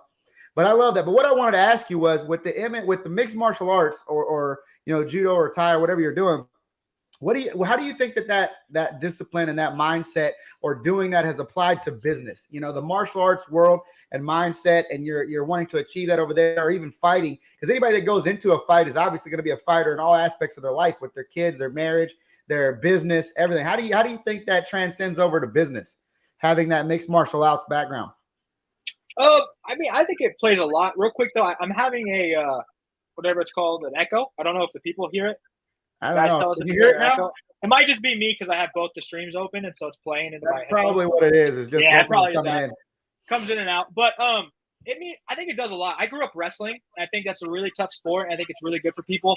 So early on at age, I was kind of like, for example, I grew up in a kind of a broken household. My mom, she's awesome. You know, I love my mom to death. My dad, drugged out, you know what I'm saying? But I was always an opportunist. I was always like, just take an opportunity. That was my thing, because it's like, I don't know what I want to be. And I think it's kind of toxic to like tell kids, like, what do you want to be when you grow up? You know, like you should be a lawyer. You should be this, you know? And it's like, dude, do whatever you want, bro. There's no rules, kind of. People don't realize that, right? We grow in this system and we gotta provide. But like, so I started wrestling. I really liked it. Started MMA when I was about 15, 16, started going to a gym, you know, and then just started fighting. And it really taught me, like, I love fighting because I'm in the cage with another guy, and like I have the opportunity to like be someone's highlight reel. I have the opportunity to get knocked out in front of my grandma. I have the opportunity to be you know, embarrassed, right? Some people are too scared to allow themselves to get to that point, to be that vulnerable, right? But it's the same in business. Like they're too scared to start a business, right? And I've never, in my opinion, I've never been too scared to do it. You know, that's the biggest thing is like, if I fail, I'll do something else. Right. You know what I mean? And now I'm a little bit deeper in it when I have employees and stuff. So there's a lot more structure, and it's like it's not just all about me, right? It's not just about what my like if I'm okay or not. It's about if they're okay, you know. But that's what really wrestling has taught me. Wrestling obviously hard work, but MMA's taught me it's like I can be embarrassed right now. Am I okay with that? Am I too prideful to go in there and like not give myself the opportunity to lose? Same with business. Am I too prideful to like not want to fail, to not like look as a failure to my family? It's like no. And I think if you have that mindset and you actually get after it, you're going to be successful in basically anything you do. Because even if you fail one thing, you'll be successful in the next. I love that. That's that you hit the nail on the head, man. If you're not afraid to go out there and fall on your face, that's being an entrepreneur. Because most people are. You know what? It's funny, and I don't know what you think about this, but and I've had a couple jobs over my career, but mostly I've been self-employed since I was 17. And a lot of people say, well, I don't want to quit my job. I have a lot of clients call me. They have a job, and then they have the business, the trucking side. I don't want to quit my job. I don't want to quit my job. And they're like, I got security here. I have benefits. I have 401k. I have this. I have that, whatever. And I'm like, dude, they could lay you off tomorrow. I'm like, you know, with being an entrepreneur, what really helps me is I don't know where my next dollar's coming, but I believe it's coming. I truly believe in God. I believe it's coming. And I believe that if I go work hard enough and I prove myself tomorrow, I can sell a job. If I can't sell tomorrow, the next day, something's going to happen and put me in the right light that it's going to work out. Jobs scare the shit out of me, man. Being in a day job in a factory, that's what keeps me up at night wanting to vomit. You know, where I feel like they have security, but having another person over me that if I have my daughter's birthday Saturday, I want to take the day off. And I'm like, I'll try again next year. That scares the shit out of me. Yeah. You know what I mean? So to have people tell me all the time, oh, I can't quit my job. I'm like, dude, I'd quit that job in a heartbeat, give them the finger. I don't even give them a 2 weeks notice and go back to being an entrepreneur and just grind it out because I know I can do it at some capacity. No, for sure. And the biggest thing for me, and we kind of, I don't want to go on too long, but this is kind of the stuff I really like talking about, right? I can do a podcast just on this, but I tell people all the time, I tell myself, like, I don't want money. Like, money doesn't really do much for me. What money does is buy my freedom, right? So I need it, you know? But once I have freedom, I can really start doing what makes me happy. You know, I'm lucky. I am lucky. I know not everyone's like that. Like, I love systems. I love building systems. I love to be able to provide for somebody else through something that I've done, right? Which is what business is. And I'm passionate about that. You know, I'm not passionate about trucking, you know? I never even thought about trucking till I was 23 years old. I'm not passionate about pressure washing.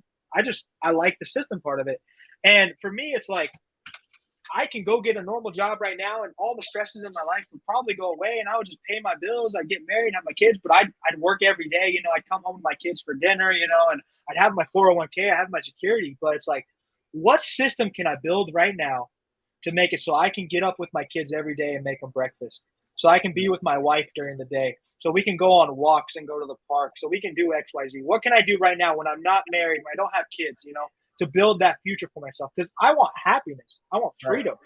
Right. And obviously in the system we live in the United States of America, you know, money is going to buy you freedom. But you could be, in my opinion, it's easy to be secure in the United States. We are beyond blessed, right? Like if you're a hard worker, you can get good employment that will pay your bills. Yeah, you know, I people complain all the time. Like I have a couple, I'm not trying to out her right now, but there's a girl I talk to and she'll be complaining about not having any money and then call into work the next day because she doesn't feel that good. Audio. I got nothing. Oh, you lost audio? Are we back? No audio. I wonder if mine's still going. I can hear you. Hold up. Oh, his buffered. Having trouble connecting. This is off. Are you back? I'm here. Okay. I got audio. Can you hear me? Yeah, I can hear you. I'm back. Cool. We're back. Oh, sorry, guys. But what I was saying was this girl, she'd complain about not having money and then call into work the next day, right? Yeah. And it's like, well, what do you want? You know, like I want to be happy. And I think happiness comes from family. Like honestly, I have enough money to go get my own place to live. I live with my mom, my sister, and my niece because I love when my niece knocks on my door every day at 7:30 a.m. Like I don't give a shit about what anybody thinks about like some like rule that like I'm 25 and should live on my own. Like I'm doing my own thing. I get to hang out with my mom at night. I get to eat dinner with my family. Right. Like Yeah, there's that's no worth rule. more than money can buy. The whole rule set around this matrix that we live in, that you have to do this, you can only do it this way. Everything's so one-sided. Like, and even people tell me like, oh, you do trucking, so that's what you do. No, I do trucking. I write books. I do consulting. I might do music on the side. I might do this. I might help people. I might go, I'm doing real estate. You can't box me in. I don't want to fit in no fucking box. Like what I might like you're doing MMA. You might be a pro UFC fighter. Like there's no sense in trying to fit into a box for conformity. I hate that shit. It really gets on my nerves. Ray said we don't have the infrastructure for independent trucks. An independent trucker to buy an electric truck. It'll be 10 years before the average owner operator will have an electric truck. I disagree. I personally would buy one if I was an owner operator. The amount of savings you'd have if you could stay in like a 250-mile radius, because you could charge it every night at home if you had a place to park it. No big deal. Unhooking the trailer all the time, being annoyed by it, and having to find a Tesla charger or somewhere to charge it. Yeah, OTR trucking, probably not the best bet for a Tesla right now. But if you had some customers and a dedicated thing going, to and from every day, and you could be back at the shop every night or even be here or there, and you had 2 charging ports, I think it'd work great. But that's just my 2 cents. But anyway, go back to the where we were at talking about, this not fit in a box and conforming, man. And I do the mindset that you're in. I love it. I love the energy, the mindset, man. And not trying to be boxed in and not trying to conform to some certain set of rules, because there is no fucking rules. I mean, there's compliance rules and stuff, but you don't want to go to jail, right? But like you can build, you can make your own path, guys. You can do it. Like, why the hell not? Like, people for some reason think there's some book written about how they're gonna fail, right? They're like, the future's already written out. This is who I am. This is who I'm gonna be. It's like, it's not true. It's not true at all.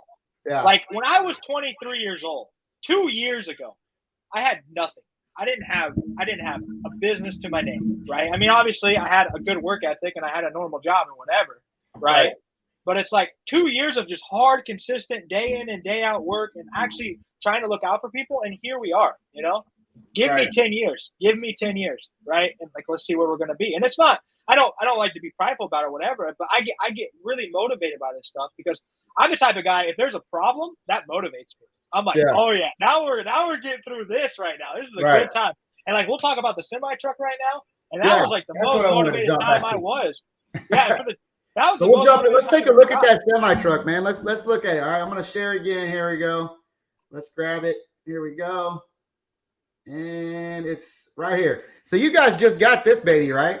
Got you international, a newer truck. You got the trailer. You got talk about how pain in the ass difficult. Because we just bought a trailer, RGM, but I'm gonna let you go first and how ours is gonna need 20 grand to get on the road. But talk about that, man. Talk about how much of a time it was to get this thing on the road. So we didn't just buy it. I can tell you that. We bought it about 3 months ago. We just got it on the road though. That's how it goes. That's how it goes. So I'll run you through it real quick. It's a long ass story, but. So I had a guy leased on, and he wanted to buy a semi-truck, right? And he actually lived really close to me. So we went to go look at a semi-truck at the international place, 2017 International Pro Star, purple, okay? They had 2 of them, X-Prime trucks, both under 500,000 miles, both automatics. I only was going to buy a semi because I had a driver already set up. It was one of my friends. He was driving for TMC, which is a kind of a local big trucking company where I'm at. They have like 3,000 units or whatever. No, I know. I know TMC. Yeah, I know. They're actually really good. They're one of the best flatbed companies in the country. Yeah. But he realized after about a month of working there, they're paying him 30% of gross. Yeah. But he went to go pick a load up, and he never got to see a Raycon before. He went to go pick a load up, and there were some other TMC guys there that were owner operators, and they showed him the Raycon. And it was paying 30%. That load was paying 30% more than the load he was picking up, but it was exactly the same load. And so they had dropped it. So he was making 30% of 70%, right? And nobody was telling him. And so I was like, hey, man, we'll bring you on. I'll pay you 30%. Like, I got Airtable. We throw up all the Raycons. Like, I'm not like, I just need a good driver. I will pay a premium for the right guy. And I know that you have a good head on your shoulders and you want to provide for your family. Like, I know you're not going to screw me. I'm not going to screw you. Like, obviously there's going to be bumps. There's going to be hardships. Like, it could happen, right? But I know at the end of the day, like, you're going to look out for me as much as I'm going to look out for you. And that's my most important thing in business, right? I don't want to do any business with somebody that's going to look out for themselves over the greater good or over people in general, right? It's like we're in this together, and if the system works, right, we have to both be there, like, to help each other, type of deal, right? And that's how I feel about everybody on my team, and that's why I think we succeed so well, because we want each other to succeed as much as we want to. But so he was all about it, and then I think his mom passed away. You know, she was real sick, and he kind of just ghosted me, right? But that was like after we bought the truck and trailer, and I already like ordered the portion plate. So then I'm in like a really tough spot, you know. And we what had happened was we went to the international place.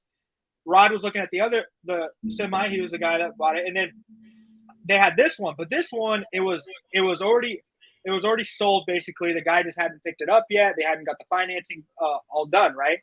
So I came back with Rod like 3 days later to pick his truck up, and the guy told me that it was available, but it was in the shop. They had done the DOT inspection on it. They had to put brand new tires on it, and we were in a market. I paid $80,000 for that truck, and I'd been searching for a truck for about 2 months, and I wanted to buy something, like I said, that, you know, was user friendly. I didn't need like a crazy driver to be able to operate it. Somebody who had, you know, a good head on their shoulders and some experience, right? And that's why I went with an automatic, right? And the truck that I wanted to get a fleet truck, right? I didn't want to get an owner operator special or nothing like that, because they were crazy expensive. So for $80,000, under 500,000 miles, I thought this is the way to go, right? So we bought that truck. I put $1,000 deposit on it, but we couldn't drive it or anything because they had to put new tires on it. And I was like, whatever, you know, this other guy was just about to buy it. Means he probably test drove it. Rod had looked it over, and he actually wanted that one more, but he already bought his truck. So I said, hey, we're getting blessed right now. I was like, they are blessing upon us, right? So I put the deposit down. It took about 2 weeks to get commercial financing all squared out. Another thing is right now, guys, commercial financing is so expensive, and that's why I tell people that was one of my reasons Hotshot might be a little better than Semi if you're starting out right now, because you can go and get to a dealership and buy a 3,500. You got good enough credit score, zero money down. You know what I'm saying? Like, you could be in and out at 2% interest rate. You know, we have good credit scores in the established company. We had to put 30% down for this commercial finance on the truck and trailer, and we paying about a 7% interest rate, which isn't terrible when it comes to commercial finance, but, you know, here's what it is. And I tell people that all the time, because they say, like, you know, why Hotshot is such a big piece of the market and why everybody's getting into Hotshot. And I tell my dispatch clients as well as my clients why to go after owner operators in the Hotshot space and not focus on semis right off, you know, and get some trucks and get things moving and are easier target to go after because they're usually new and they don't know where to start, where to go. You can help facilitate that.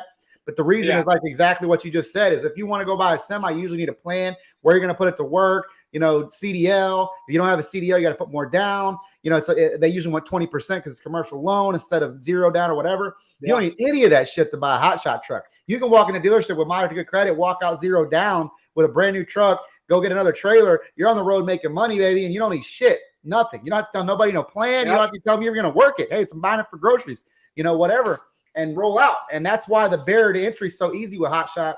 And then the guys get in and they don't know anything about the industry because either they're coming from farming or they're coming from towing their boat or they're camping. They think they can do it, or the oil field or whatever. So they don't have the industry knowledge. So if you can apply that industry knowledge and cover that back end, they'll be more than happy to partner up with you and lease on. And that's the people you want to go after because, you know, you guys both bring something to the table. You can build together on that. A lot of semi guys, if they have a semi, they usually don't have a trailer because all the big companies have trailers. So they know they're going to be pulling the big companies' trailers. So they're going to lease onto you. What do you bring to the table? Can you get them a 60-cent fuel discount? Are you getting them fuel surcharge? Probably not. Or do you have a direct brokerage? Do you do this? Do you do that? So they're harder targets to go after. Usually I call that like an A-rated driver. If they have 10 years experience, why are they going to come to a company that just started 2 months ago? They're going to be like, you don't know shit. It's not a good thing for me, you know? Whereas a hotshot guy can be like, well, maybe we can figure it out together. Let's do it, you know? Well, and like real quick, I think Ray can attest to this, and I think one of the reasons that we're successful as a company, in our expansion, we lost our audio again, buffering. We'll give it a couple seconds. I think. We're almost Am I back or no? Guys, we went a nice little bit of time. Here we go. We back? I'm here. I can hear you. We're good. Okay. It just buffered for 2 seconds. So, yeah, lots to talk about. Shit, we're gone. I think it's just coming in and out a little bit. We should be better. Anybody good now? I can hear you. Want to ask while we're on here, man? Let's get them banged out before we get off. If you have anything, can you hear me now? Am I good? Right now, free consulting, man. What do you need to do? Here we go. There we go. We're back on. All right. So let me bust this out real quick so we don't take so much time. But one of the reasons I think that we've been successful in expansion, and Ray he's in the chat, he can tell you, like these guys don't work for me. Like I work for them, and that's what I push to them. Like I work for you. Whatever you need, I'll get it done. Like let's do it. And too many people want to be the boss. They want to be that guy. I don't want to be that guy. No. I just want to be blessed by the systems that I've built and be able to do what I want to do when I want to do it type of deal. Like that's my goal, right? Right. And so back to the semi, right? We end up buying it $80,000, and to find a truck, like the fleet version of any of those trucks, whether it's Peterbilt, Freightliner, whatever, International, Volvo, the whole nine. To find one where I was, and I've been looking forever, truck paper, the whole nine. To get one under $100,000 and under 500,000 miles was really hard. So we ran into this International. Obviously, it's not really the truck we want to buy. It's not a forever truck, right? I mean, International ProStar. I mean, no, hey, I like it. It's a nice truck. And if the truck's listening to me right now, don't break down on us, my guy. I love you. Okay, let's just keep running like we're running right now. Okay? Right. You know what I'm saying, my guy? Okay? Right. But anyways, so we picked the truck up. I didn't even test drove it. We bought it, I bought it from a reputable dealer from Rush Truck Center, which is a huge company where I live, and it's around, the Midwest area where I'm at. So we buy it. I tell him, I said, hey, just hang on to the truck for me. I'll be back probably in about a month. I want to get the tags, just keep it parked there. Because it's either park it there or park it at the Flying J down the road. You know what I'm saying? Like they're 5 minutes from my house. I said, guys, we're just going to hang it out. They're like, yeah, no problem. Let's hang it out, right? So we go to pick the truck up, and Rod hops in it because he's helping me during this time, right? AC didn't work. It didn't blow at all, right? And like the truck has never left Rush Truck Centers, right? But it had been a month since I bought it. So I'm in a gray area of like, are they going to do anything for me? But the way they treated it was they were doing nothing for me at all. And so that cost me $1,700 just to fix the AC, right? We go and pick the truck up. It puts us back a week. We go and pick the truck up again. QLS sensors out of it. It won't even move. It's like limited to 5 miles an hour. Says it has no depth. That cost me another $1,000. So finally the truck, good to go, right? The guy, one of my friends picks it up for me, takes it to his house. They put brand new tires all over it. Front end has a terrible vibration in it, right? And we're like, oh, it just needs to be balanced, right? And we're happy that's all it needed to do, right? Then we realized that the rear axle was the rear brake on the driver's side was leaking, right? And this came with a fresh DOT inspection that it had passed, right, from a reputable dealer. And obviously, I'm not mechanically inclined, and I don't claim to be at all. And with my mentality of like going after it, sometimes I get caught in these scenarios, and that's kind of the downside of it, right? I don't do my due diligence all the way, and I understand that. But the way that I was treated by them and how they were really not trying to help me out at all, and how they sold me a truck that failed a DOT inspection that they said it passed, right? Like all that put together, really gave me a bad taste for that company. And then we go to the trailer, right? I bought a 48-foot trailer, paid $80,000 for the truck, bought the trailer for $22,000, 48-foot flatbed, 2013 utility, not a bad deal, right? We bought it, but I bought it in Ohio, and I was like, he's telling me about it. He's like, yeah, obviously it's used. I know it's used. Obviously, it's probably going to need some new tires after a while, but it comes with a fresh DOT inspection. And so for me, what's a DOT inspection? That's going to show you that vehicle can be on the road commercially, right? That it's going to operate. It might have problems, but the problems do not hurt the functionality of the asset, right? That the brakes work on it. It's safe. It's safe to be on the road, right? So Rod goes and picks the trailer up, brings it down for us. He helped us out a lot during that time. Thank you, my guy. We get it over to my friend Robbie's house. He was a diesel mechanic at Petro for like 6-7 years. He starts looking over it. One of the brake chambers cracked, basically all the way through. Did you cut out again? Hold up. It'll kick back in on my side. I think he's talking about his buddy was Petro for a while, and they're working on the truck. We're back. Okay, we're back. We're back now. Right. We caught Buddy Petro, worked at the shop. He's checking out the truck. Yeah, I never actually lose you on yours, so I can hear what you're saying. So like I'm pretty in tune when I can see it. But so yeah, he's a diesel mechanic for like 7 years. He looks over the trailer. Brake chamber has a huge crack in it, right? Which was kind of like, okay, this might not pass DOT inspection. 4 of the tires have flat spots and are showing cords. So those 4 tires, done, right? Obviously, which I was okay. I was kind of okay with the tires because I'm going to put new tires on it anyways. I knew it had recaps on it. Like, it's hot. We're getting new tires. No problem. Right. 2 of the brakes are cracked all the way through the webbing to the foundation, right? and then the brake light didn't work on it. And like, I understand if I'm buying a piece of equipment as is, I'm buying it as is, and I understand that. But when you tell me that I'm buying it from a reputable dealer, this is Vanderhogs. Like, have you heard of Vanderhogs? Yeah, yeah. I mean, we all have, right? This is Right. Vanderhogs. This isn't your mom and pop shop down the road. Right. This is Vanderhogs. They sell me something with a fresh DOT inspection. I expect it to pass a DOT inspection. When I get it home, and then I give it a DOT inspection from the Petro or whatever, and they say, dude, you're effed up right now. This is not going to be on the road. Like, where was the miscommunication there when you said I'm buying a vehicle that has an asset that has a fresh DOT inspection? Yeah. And I told Vanderhogs about it, and they're like, I wrote a heater review, but they were like, oh, sometimes we outsource the DOT inspections, this, that, and the other. You bought it as is. I was like, I know I bought it as is, but just sell it to me as is. Don't tell me, hey, it can pass a DOT inspection. Because in my mind, I'm not mechanically inclined, and I'm going to take you for your word a lot of times, especially when you're a reputable dealer. And like, at the end of the day, could I have done more on my end to make, to really, to not have to go through these problems? Yeah. Yeah. But I still like to have faith in people. I still want to give people the opportunity not to screw me over. But I mean, sometimes they do, right? Yeah. So anyways, with the DOT inspections, man, is they just that's bullshit anymore. It's like I go to these shops, I get a DOT done, and they'll just give it to me and I'm like, dude, did you guys look underneath the trailer? Did you look at the bolts? Because I know damn well this shit needs replaced, and you didn't even point it out. I need it fixed. I wanted you guys to tell me, hey, this needs fixed, blah, blah, blah. But over the years, I've learned, and I'm somewhat mechanically inclined, and I work on, cars and build cars, and hot rods kind of a passion. But, and I have a video out on how to assess trailers when you're buying them. And it's about looking for structural cracks and brake chambers and shocks and airbags and the importance of the shit that needs to go down there, flat spots on tires, bearings, all that kind of shit, leaking seals. But everybody's like, oh, yeah, fresh DOT. Because it's like there's a sucker born every day. Not that you're a sucker, but there's just so many people getting in, they have no idea. And then it's got a fresh DOT.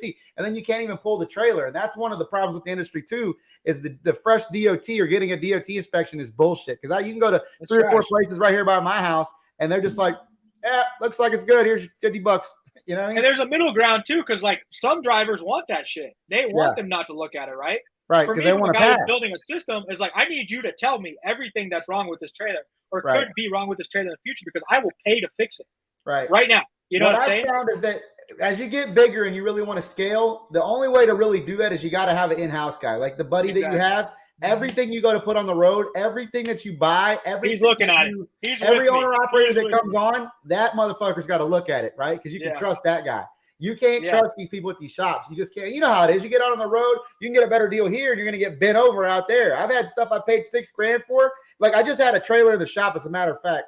And I've had this thing on the road in shops 3 or 4 times getting lighting fixed, right? And it's like if a light's bad, change the light. If the wiring's bad, change the wiring. If the plug is bad, change it. Don't just, freaking do nothing and charge me and flick it and it comes back on. Oh, it's good. That'll be $75. So then it comes down here and I'm like, dude, these lights are ass. The wiring's ass. Like, just replace it all the way front to back. I've had it in the shop 3 or 4 times. I'm tired of screwing with it because I can't trust anybody on the road. But I can trust my guy down here. Not to mention, I can go there and be like, those lights aren't new. Take them out and replace them. You're not charging me for new lights, and it's still the same busted shit in there, Yeah. But the fact that drivers don't point out, like they just trust these guys to do their job is frustrating, Yeah, we were put in a really tight spot because I was trying to, I had this guy that needed to start, right? That was my friend. I had the lady with the commercial finance that needed the equipment, right? The equipment we were going to buy kind of fell out on us. And so I called Vanderhogs. I'm like, okay, very reputable dealer. I'm like, where's this trailer at? They're like, in Ohio. I'm like, well, tell me about it. And like, obviously I'm paying $22,000 for a flatbed. I don't expect it to be perfect, at all by any means. But if a reputable dealer is telling me, not some small company, not some, we're talking Vanderhogs. We're talking some of the guys, you know what I mean? It's like, dude, and like, I end up putting we end up paying the payment 3 times without running. We put $8,000 into repairs. And I was just thinking the whole time, in my mind, I'm like, this would cripple smaller companies. Yeah. The only reason I can survive is because my Lissons are on the road making money right now. Boom. I wish I had a damn bell. Boom. Because I tell that to my clients all the fucking time. They're like, I'm going to go buy trucks. I'm going to go buy 4 or 5 trucks. I'm like, you need to quit. You need to hire some fucking owner operators. Because here's the thing. I've been in a situation where I almost went bankrupt because I had 4 trucks all broke down at the same time. 3 major motor failures, 1 major transmission failure. You know, I had a truck 50,000 miles, a Hotshot truck, motor blew up at 50,000 miles. Yeah, Ford put a new engine in it. Took them 6 months. Truck payments don't stop. Trailer payments don't stop. Ford don't give a fuck. You can call and be like, oh, I need you to push my payments off, blah, blah, blew up. They're like, yeah, no, you're still going to pay us. We'll fix your warranty more, you know, but we're not, you still got to pay us the monthly payment. You know, so that, you know, mortgage payments don't stop. Insurance payments at the company don't stop, and you can't take it off if you own the truck. Insurance won't let you take it off. You know, exactly. If you put it on. If you have a lease on, break down. Hey, James, that sucks. Tell me when you get it fixed. Bam, take him off. No payment, no harm, no foul. He gets his stuff fixed, or even if you help him get it fixed or whatever, he comes back to work. Boom, keep making money. You know. Yeah. And like for us, well, I'll add just a little bit more. Just we're not gonna go too long, but you know, and that's why I tell people like I don't profit a ton off of the lease-ons, right? But they're the reason I have my system, right? They're the guys. I have to put a lot of work into them because to help them make as much money as possible. Because when I'm out here doing my ventures, when I'm out here doing trying to get my trucks on the road, who's covering that truck payment for me? You know, and not like they're working to cover my truck payment, but the cut that I'm going to take from them from doing the work that we do for them is what's going to pay my bills while I'm trying to get my shit together. And I made a video a little bit ago saying, you know, if you're new into the trucking sphere, you know, when it comes to Hotshot, like if you have good credit, like we said, right, the barrier entry is pretty low. You're also getting a very affordable, like you're getting a really good factory warranty on that truck, you know, with basically putting no money down. And you can put an extended warranty on the truck for like $2,500. Like Ray had one on that white truck. He had some problems. Transmission blew. He got the transmission repaired at like, I think it was 100,000 miles. Ray, tell me if I'm wrong. But like that was all covered, right? He spent maybe $1,000 out of pocket. And you know, those are blessings, right? That come with doing Hotshot and doing that type of stuff. With our semi, right? Like they wanted what, $8,000-9,000 for a warranty for 100,000 miles that had a $300 deductible every time I wanted to use it. It's like, no, that's not going to happen. You know, like, like I mean, they know you're going to break down. They know this shit's expensive, but it's like what I tell is the ratio 1 to 2. If you want to have a company truck, go get you 2 owner operators first, then buy your company truck. You want to get another company truck, go get 2 more owner operators first, because that truck's going to break down. And here's what I tell guys: that there are 1 truck operations and they're running and driving their Hotshot truck. What happens if you fall off and break your fucking back? You know what I mean? Yeah. How are you going to pay your bills when you can't drive for the next 3 months laid up in a hospital? You're running around. They need to consider leasing on some owner operators. You know what I mean? And if you don't lease on those owner operators, you're 1 truck away from being out of business, because that truck breaks down, blows up, transmission, wreck, crash, accident. Yeah, they total it, pay it out. You're not going to get your down payment money back, your earnest money. You're not going to get your anything. You're still going to have to keep that thing rolling until you get another truck, which might cost you another 10 that you don't have or whatever, you know, to get another one on the road. And everybody's like, oh, I'll just rent one from Enterprise. Good luck if they even have any fucking trucks available, if they'll even let you get one. And then that's a horrible fucking idea, because back when I used to do Enterprise, it was like they give you 5,000 miles a month for free, and you only got to pay 10 cents a mile if you had so many deals and blah, blah, blah. Now it's like 29 cents a mile, and you only get 1,000 miles a month for free. You can't make any money like that, you know? Yeah, and that, I mean, it's all been a really, really awesome learning experience for me. I think somebody asked a question I want to just say real quick. He asked, you say having the systems you're living, how do you know when to change the system, or do you stick with it no matter what? I think at the end of the day, my guy, it's all about being humble, right? I think that's the downfall of a lot of businessmen, is they can't realize that they're the problem, right? They can't realize that they're the and I tell people that all the time. I'm like, they're like, oh, guys call me to dispatch, and they'll be like, I'm not making any money because of XYZ. No, they're not making any money because they don't have any tarps. They're not making money because they want to be home every weekend. They're not making any money because, I mean, of all this other stuff that they could fix themselves. It's not the dispatch that's killing them right now. Obviously, that's a piece of the puzzle that needs to be in there too. But you need to address the pieces of the puzzle that are missing right now. You know, and like, I'm not scared of failure. And I think anybody getting into business, you can't be scared of failure. As you get bigger and bigger, there's a lot more riding on it in general. But if you're a guy getting into Hotshot, right, and this is what I like about it too, because you can get into Hotshot, buy a brand new diesel dually, buy a trailer, and then 3 months down the road think, you know, this isn't really working out for me. I don't want to do it anymore. You can go trade that diesel dually truck in at your nearest you can go trade that in at any dealership anywhere and trade it in for a car, trade it in for an F-150, trade it in for whatever the heck you want. Sell the trailer on Facebook Marketplace for 12 grand. You're basically out of it. You know what I mean? Like, you're cool. You're good to go, bro. You know, do something else. That's what I like about Hotshot too, is you can get into it pretty easily. You can get out of it pretty easy if it's not working for you. But you always have to realize, when you have a problem in your company, you should be the first person that you talk to about it, if that makes sense, right? You talk to yourself about it. You don't start pointing fingers. You say, well, what could I have done better? Am I the problem? You know, and I've realized that 2 or 3 times. You know, I've been able to stop it before it became a problem with the dispatching, for example, or with the factoring, for example, or with my drivers getting paid on time. Because I used to use online, I still use it, but use a thing called gusto.com to do my payroll and stuff. It's pretty good. It's pretty cheap.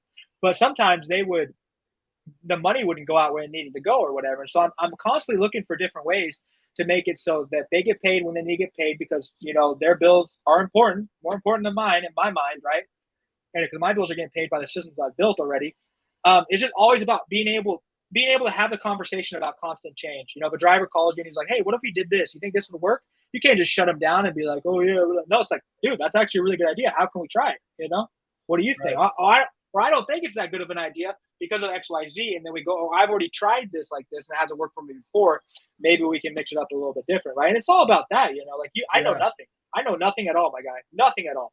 But I know how to work with people. And that's why. Figure it out. That's key, man. That's key to success. You know, is overcoming and adapting, you know, making sure that no matter what it is, you're going to find a process of elimination and make it happen and do the best you can, do it legal, moral, ethical.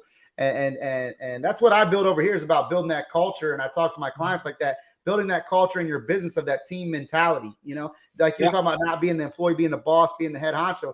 I hate that shit, because if you build a team, a strong team, and everybody's going to know that you're at the top of that, you know, orchestrating that team. You don't have to say I'm the boss. Talk to me like, hey, boss, this, whatever. I always talk about, hey, man, we're on a team. You're a part of that team. You got to bring something to that team. You're accountable. The rest of the people are accountable. I'm accountable. And everybody's dispensable, even me at a certain point. You know, everybody is replaceable, you know. So you just got to do the best you can, get up every day and make it happen. You know, I think this was good, man. We definitely have to do more of these. I'm not saying we got to jump off right away, but man, this was awesome. We covered a lot of good topics, 10 things that wasn't even fucking on my list. And, you know, talking about martial arts, talking about buying trucks, cost of buying trucks, problems. You know, we had a lot of good questions in here. It was really, really, really good, man. What do you think about it? Oh, I love it. I wanted to add just like one more minute of something that came to mind. I love reading like books on business and stuff. I listen to them. I more listen to them, you know, on audiobook. Yeah. And one was like talking about this guy that wanted to sell his company, right? And he went to like this businessman. He had built his company. It was worth probably about like $7 million or whatever. And he wanted to sell it, you know, finally get out. And he went there, and the guy's like, your company's worthless. And he's like, why is that? He's like, because you are your company. You know, and when you sell your company, you don't go with it. Like, I need to be just as dispensable as a dispatcher. The company itself has to stand on. I agree with that 100%. Like, I need to be just as dispensable as the woman who does my factoring. You know what I'm saying? Like, not that they're not important, they play a crucial role, but it's like I have to be able to be interchanged, not just because I'm going to sell the company, because I might want to go on vacation. Yep. Or I might want to go move to Thailand for 3 weeks and do more training. Right. You know, not that I'm not going to be a part of the company, but I'm not going to be like hands-on, like here in Joplin, Missouri, shooting videos of the guys and taking the trailers, DOT inspections. I have to have that system set up so that I have, you know, the freedom that I need in my mind and in life to be able to grow, right? People don't realize that too. Like, if you're driving your truck all the time and you're the driver, like, where's your freedom to grow? You know, like, you're scared about getting that one truck off the road. How are you going to go look at another truck to buy? You know, how are you going to talk to people that you need to add to your fleet? I mean, obviously you're driving, so you can be on the phone, but it's just people don't really think about that side of stuff, you know? And I need to be the guy that has the open mind, because I'm the one that's going to make the changes or implement the changes, right, to the system, and or find what needs to be changed, right? And so I have to have that freedom. Right. But, and that's I believe that 100% too, man. Is it's all about those systems and people and processes that you put in place to make the business run on autopilot the way it should. That way, if you're sick with COVID or down or dying or dead, the business is still going to keep moving and its own capacity and continue to roll or whatever is the best way. You know, you got to build like that Walmart mentality. When the guy that owned Walmart died, his son took over. When he died, his wife took over and the board, and it was a whole deal. Mm-hmm. But yeah, man, small plug. If you like books, go check my audiobook out. You can get it on Amazon. You can get it on my website, consultthetruckingguy.com. It's a 2-hour quick listen or read. And it just talks about building a culture and all the shit we've been talking about in this, and how to scale and get owner operators and how to grow your business and things like that. It's a really good plug, man. But also we have I'm trying to build this damn Facebook group. It's Trucking No Bullshit. It just got off the ground. We're trying to build some. So go join that, man. And tell some other people about it as well. If you would, I'd appreciate it. Where can those folks find you too, man, as we're wrapping this thing up. And we had a really good talk. We talked a lot about, everything trucking, martial arts, the whole nine, man. And I agree with reading business books as well. Like we were talking about a second ago, man. I've read a ton of them. I follow Grant Cardone really big. I don't know if you know who he is. I know Grant for sure. I go to all the big 10X things and the events and stuff. I read all the, Rich Dad, Poor Dad, and Robert Kiyosaki. And Robert Kiyosaki all day, Dude, all of that stuff, man. That's what I think also has a lot to do with my, how to win friends and influence people. Read that for 7 Habits of Highly Successful People. Yeah. There's a bunch of them out, man, that if you don't know, I mean, everything from if you're a young man on, approaching women, good hygiene, good mental health, good, how to win friends and influence people, body language books, everything that can make you a better man, a better business person, a better, teammate on your team, or even help you, catapult you into success in any capacity, is important to read and get some knowledge on, For sure. I think I started reading when I was like 12 years old, Trump books. One of my favorite books is by Trump, and it's Think Big and Kick Ass. He co-wrote it with the guy that actually did the Business Annex, and that's a really good fucking book, man. The Art of the Deal, going way back, with Trump. Art of the Deal book, dude. I think, well, not to cut you off, but biggest thing for me too is I want everyone to know that building a system that provides value to people and profits, actually provides real value and is successful is really, really hard. There are a lot of systems out there in every what's the word I'm looking for? In every industry, in trucking, that just sells the business, the idea of success. Right. They like somebody will be like, oh yeah, there are a lot of good courses out there, but I tell people all the time, you have to really, really look into what you're going to be buying. If you buy a course 100%. On anything, like when you're reading a book about some of this stuff, like you have to be able to vet that, because it is scary, guys, how many people will email me and basically give me their whole life if I took it and like just do anything I told them to do. Obviously I don't think I'm a bad guy and I'm not going to abuse that, but we can't be naive enough, guys. Like you got to realize that just because I make videos on YouTube and the trucking guy makes videos on YouTube and all these people have like this Instagram fame or whatever, like they might not always be looking out for your best interest, Right. And I think 100%. A lot of people get in a lot of trouble because they just follow blindly. And I mean, that's what happened to me in the truck and the trailer. I mean, that's what happens a lot. And it's like, let's calm it down, guys. Like you don't got to email me and basically like try and just, give me everything I want, right? Don't give me everything I want. Be hard, Right. Screw me. But yeah, I love talking to you, my guy. I think it's been a great 2 hours, brother. Went over a lot of good stuff. Definitely have to do this again, man, for sure, and jump on here and talk about all kinds of topics, man. I'd love to have you on again. This is going to be found on Apple, Spotify at the Trucking No Bullshit podcast. It's going to be on YouTube, on your channel, on my channel. It'll probably have a couple snippets thrown on Instagram, Facebook, and all over TikTok. But tell everybody where they can find you, man. Put all those plugs in. YouTube, J-Love the Flash. Instagram's probably a little bit better personal look into my life. J-Love MMA, a lot of MMA, a lot of trucking, like we were looking at right now. I'm actually on TikTok. I'm doing like kind of J-Love Gets Fit. I want to get down to about 235 for fighting and everything. So that's J-Love Gets Fit on TikTok, and then Facebook, Jason Love. I usually reply to a lot of people. I mean, we get a lot of messages. I know the trucking guy can attest to that, even though we have small followings. A lot of people do reach out, and I'm really appreciative about that. I'm sorry if I don't respond, but a lot of questions are the same questions I answer in videos that I've made 100 times. So I love you guys so much. Thank you guys for watching this. Trucking guy, thank you for having me on. It was a pleasure, my guy. All right, man. I appreciate you coming on. Again, you can find me at The Real Trucking Guy on Instagram. You can find me at The Real Trucking Guy on TikTok. You can find me at The Trucking Guy on Facebook, The Trucking Guy on YouTube. You can go to consultthetruckingguy.com if you guys want to get into our programs to help you grow your business, build a fleet. We've helped a lot of people go from 0 to 10 trucks, 20 trucks, 5 trucks, whatever your goals are. Aspirations are. We've got books out on Audible. We've got books out on Amazon. You can look up just look up Aaron Moneypenny or books by Aaron Moneypenny. Trucking No Bullshit is the book that I wrote. I think it's a really good one. It's quick, small pamphlet to the point. I don't put a lot of fluff in there. I didn't need to tell you 10,000 stories. I just needed to tell you how to do it in the blueprint to make it happen if that's what you want to do.